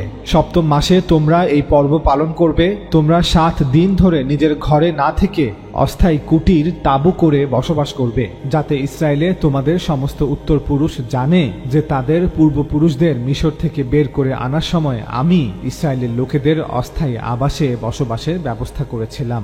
বুক অফ লেভিটিকাস অধ্যায় 23। দ্য ফিস্ট অফ ট্যাবারনাকলস বা কুটির উৎসব মূলত একটি জমায়েত বা হজ। ওল্ড টেস্টামেন্ট বা তানাখে হজের মূল বিধানগুলো উল্লেখ করা থাকলেও হজ সম্পর্কিত বিভিন্ন বিস্তারিত মাসাইলের কোনো বর্ণনা নেই। এর কারণ আমরা একটু পূর্বেই আলোচনা করেছি। এগুলো মুসা আলাইহিস সালাম কর্তৃক জারিকৃত সুন্নাহের মাধ্যমে সংরক্ষিত রয়েছে। হজের বিস্তারিত আমলগুলো জানতে আমি আপনাদের তালমুদের একটি অধ্যায় পড়ে শোনাচ্ছি। মাসের 15 তারিখ থেকে 21 তারিখ পর্যন্ত 7 দিন তারা একটি তাঁবু বা সুকুত নির্মাণ করে সেখানে পরিবারের সকলে অস্থায়ীভাবে বসবাস করত। তাঁবু বা কুঁড়ে ঘরে থাকার উদ্দেশ্য ছিল লোকেদের মনে করিয়ে দেওয়া যে প্রভু ইসরায়েলকে মিশর থেকে বের করে আনার পর তারা কুঁড়ে ঘরে বাস করত। জেরুজালেমের নিচে একটি জায়গা ছিল এবং এর নাম ছিল মোৎজা। তারা সেখানে নেমে সেখান থেকে উইলো গাছের ডাল পাতাসহ সংগ্রহ করত। তারপর তারা মসজিদে এসে বেদির পাশে সেগুলো সোজা করে দাঁড় করাতো। বেদি হচ্ছে পশু কুরবানি করা এবং কুরবানির পর তা আগুনে পুড়িয়ে উৎসর্গ করার স্থান। তারা বেদির পাশে দাঁড়িয়ে উইলো গাছের ডালগুলোকে উঁচু করে ধরত, ফলে ডালগুলির মাথা বেদির উপরে হেলে থাকত। তারপর তারা টেকিয়া বাজাতো। টেকিয়া হচ্ছে ভেড়া বা ছাগলের শিং দিয়ে তৈরি একটি বাদ্যযন্ত্র। প্রতিদিন তারা একবার বেদির চারপাশে ঘুরত, ঠিক যেভাবে আমরা কাবাঘর তাওয়াফ করে থাকি, এবং বলতো, প্রভু দয়া করে আমাদের রক্ষা করুন, প্রভু দয়া করে আমাদের সাফল্য দান করুন। তারা জাবুরের 118 নং অধ্যায়ের 25 নং আয়াতটি পাঠ করত। রাবাই ইহুদা বলেন যে তারা বলতো, আনি বাহ, দয়া করে আমাদের রক্ষা করুন। এবং সেই দিন অর্থাৎ সাকুতের 7ম দিনে তারা বেদির চারপাশে 7 বার ঘুরত, ঠিক যেভাবে আমরা মুসলমানরা কাবাঘর 7 বার তাওয়াফ করে থাকি। 7 দিনের উৎসব শেষে তারা মসজিদ হতে প্রস্থান করত। তালমুদ সুক্কাহ অধ্যায় মিশনা 5। চলুন ওল্ড টেস্টামেন্ট বা তানাখ হতে এতেকাফের বিধানগুলো আপনাদের পড়ে শোনাই। যে ব্যক্তি এতেকাফ করে তাকে নাজির বলা হয়। নাজির একটি হিব্রু শব্দ যা এমন একজন ব্যক্তিকে বোঝায় যিনি নির্দিষ্ট সময়ের জন্য ঈশ্বরের কাছে নিজেকে আলাদা করার জন্য একটি বিশেষ শপথ করেছেন। অর্থাৎ সে ওয়াদা করেছে যে কিছু সময় সে সবকিছু ত্যাগ করে শুধুমাত্র আল্লাহর জন্য একাকিত্ব বরণ করবে। প্রভু মুসাকে বললেন, ইসরায়েলের লোকেদের বলো, কোনো পুরুষ বা স্ত্রী নাসরিজ হবার জন্য অর্থাৎ প্রভুর জন্য নিজেকে পৃথক করে এতেকাফ করে, তবে ওই সময় সেই ব্যক্তি যেন কোনো দ্রাক্ষা রস বা অন্য কোনো কড়া পানীয় পান না করে। সেই ব্যক্তি দ্রাক্ষা রস বা অন্য কোনো কড়া পানীয় থেকে তৈরি সিরকাও পান করবে না এবং তাজা দ্রাক্ষা কিংবা কিশমিশ খাবে না। আলাদা থাকার এতেকাফ করার এই বিশেষ সময় দ্রাক্ষা থেকে তৈরি কোনো কিছুই সে খাবে না, এমনকি দ্রাক্ষার বীজ অথবা খোসাও নয়। নাসরিজ হয়ে থাকার এই বিশেষ সময়ে সেই ব্যক্তি তার চুলও কাটবে না। এই বিশেষ সময়টি শেষ না হওয়া পর্যন্ত সে অবশ্যই পবিত্র থাকবে। সে তার চুলকে বড় হতে দেবে। সেই ব্যক্তির চুল হচ্ছে ঈশ্বরের কাছে তার শপথের একটি বিশেষ অংশ। ঈশ্বরের কাছে উপহার হিসেবে সে তার চুল দান করবে।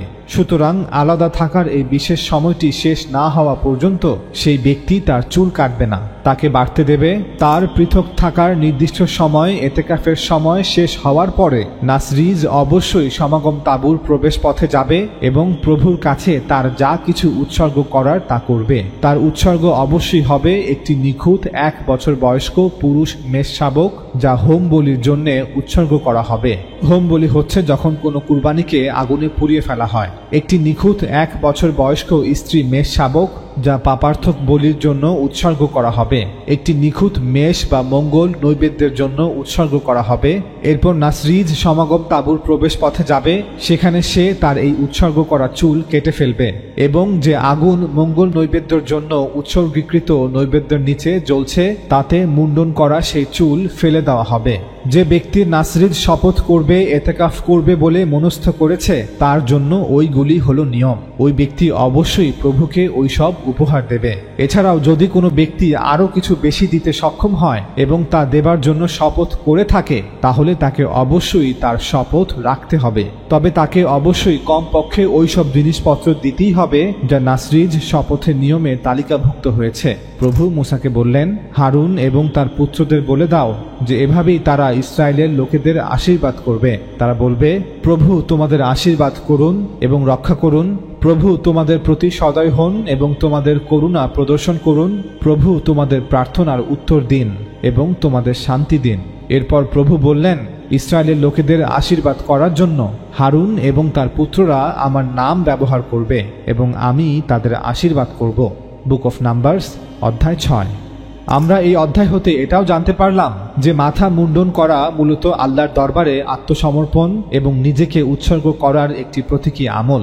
আমরা মুসলিমরা হজের সময় এজন্যই মাথা মুন্ডন করে থাকি যে হে আল্লাহ, যে পশু আমি কুরবানি করলাম আমিও তার মতোই নিজেকে কুরবান করতে, নিজেকে উৎসর্গ করতে তৈরি আছি।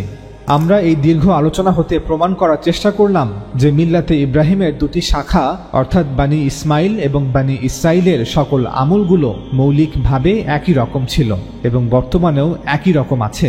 আমরা আমাদের আলোচনায় এটাও প্রমাণ করেছি যে মিল্লাতে ইব্রাহিম মূলত আদম আলাইহিসসালামের সময় হতে চলে আসা একটি রাওয়ায়াত বা আদম আলাইহিসসালামের সময় হতে জারিকৃত সুন্নাহ, যা আদম আলাইহিসসালাম পরবর্তী সকল নবী রাসূলরা অনুসরণ করেছেন। এজন্য পৃথিবীর সকল ধর্ম, এমনকি পৌত্তলিক ধর্মগুলোতেও আপনি সালাতের, নামাজের আমল খুঁজে পাবেন। হিন্দু ধর্মের অনুসারীরা মূর্তি পূজা করলেও, শিরক করলেও এবাদতের সময় তারা ঠিকই দণ্ডায়মান হয়, রুকু করে এবং সেজদা করে, যদিও তারা এই আমলগুলো আল্লাহর জন্য নয় বরং মিথ্যা মূর্তির উদ্দেশ্যে করে থাকে। তারাও তাদের মন্দিরগুলোকে তাওয়াফ করে যেভাবে আমরা মুসলমানরা কাবা ঘরকে তাওয়াফ করে থাকি। তারাও রোজা রাখে অর্থাৎ উপবাসের আমল করে, তারাও জাকাত দেয় অর্থাৎ সম্পদ হতে দান করে, তারাও এতেকাফ করে অর্থাৎ ঈশ্বরের নৈকট্য অর্জনের জন্য নিজেকে সকল মানুষ হতে পৃথক করে কিছুদিন একাকী থাকার আমল করে। যদিও হিন্দু ধর্ম, বৌদ্ধ ধর্ম এবং জৈন ধর্ম সহ আরও কিছু ধর্মের সাধু, সন্ন্যাসী এবং তপস্বীরা ইতিকাফের এই রীতি বা আমলটিকে বিকৃত করে চরমপন্থা অবলম্বন করেছে, যেখানে তারা নিজেদেরকে স্থায়ীভাবে জগতের সকল কর্মকাণ্ড হতে গুটিয়ে নিয়েছে। হিন্দু পুরোহিত, হিন্দু সন্ন্যাসীদের ন্যায় সাধারণ হিন্দুরাও তাদের মাথা মুন্ডন করে থাকে, ঠিক যেভাবে আমরা মুসলমানরা মাথা মুন্ডন করে থাকি। হিন্দু ধর্মে মাথা মুন্ডন একটি গুরুত্বপূর্ণ আচার বা শুদ্ধিকরণ, অহংকার ত্যাগ এবং ঈশ্বরের কাছে নিজেকে আত্মসমর্পণের প্রতীক। হিন্দু ধর্মসহ আরও কিছু ধর্মে মাথা মুন্ডন করা দ্বারা বস্তু জগতের প্রতি আসক্তির প্রতীকী ঝরে পড়া বোঝানো হয় এবং এটি আধ্যাত্মিক অনুশীলনের প্রতি অঙ্গীকারকে প্রতিনিধিত্ব করে। সকল ধর্মের মধ্যে এই মিলগুলো কোনো কাকতালীয় বিষয় নয়, বরং এটা এজন্য যে আদম আলাইহিসসালাম, নূহ আলাইহিসসালামের সময় থেকে জারি হওয়া রাওয়ায়াতগুলো এখনও চলে আসছে। মানুষ সেই রাওয়ায়াতগুলোকে এখনও টিকিয়ে রেখেছে, এবাদতের সেই রুসুমগুলোকে এখনও বাঁচিয়ে রেখেছে। যদিও আদম সন্তানদের অধিকাংশই ধর্মের বিশ্বাসের মধ্যে বিকৃতি ঘটিয়েছে, শিরকে লিপ্ত হয়েছে, বিশুদ্ধ তাওহীদকে বিকৃত করে শিরকে লিপ্ত হয়েছে। যেই এবাদত ও আমলগুলো শুধুমাত্র আল্লাহর জন্য ছিল তা এখন অন্য দেবতা, দেবদেবীর জন্য করা হচ্ছে। যেই দেবদেবী, দেবতা, মহাদেব শুধুই কিছু নাম, কিন্তু লক্ষণীয় বিষয় হলো আদম আলাইহিসসালামের সময়ে জারি হওয়া সেই পুরনো রাওয়ায়াত এখনও বেঁচে আছে এবং এই রাওয়ায়াত কিয়ামত পর্যন্ত এভাবেই জীবিত থাকবে, কারণ বিশ্বাস নষ্ট হলেও রাওয়ায়াত টিকে থাকে। লক্ষ্য করলে দেখবেন মুসলমানদের অনেকগুলো ফিরকা তাদের ঈমান, আকীদা, বিশ্বাসে বিকৃতি ঘটালেও তারা ঠিকই রাওয়ায়াতকে টিকিয়ে রেখেছে।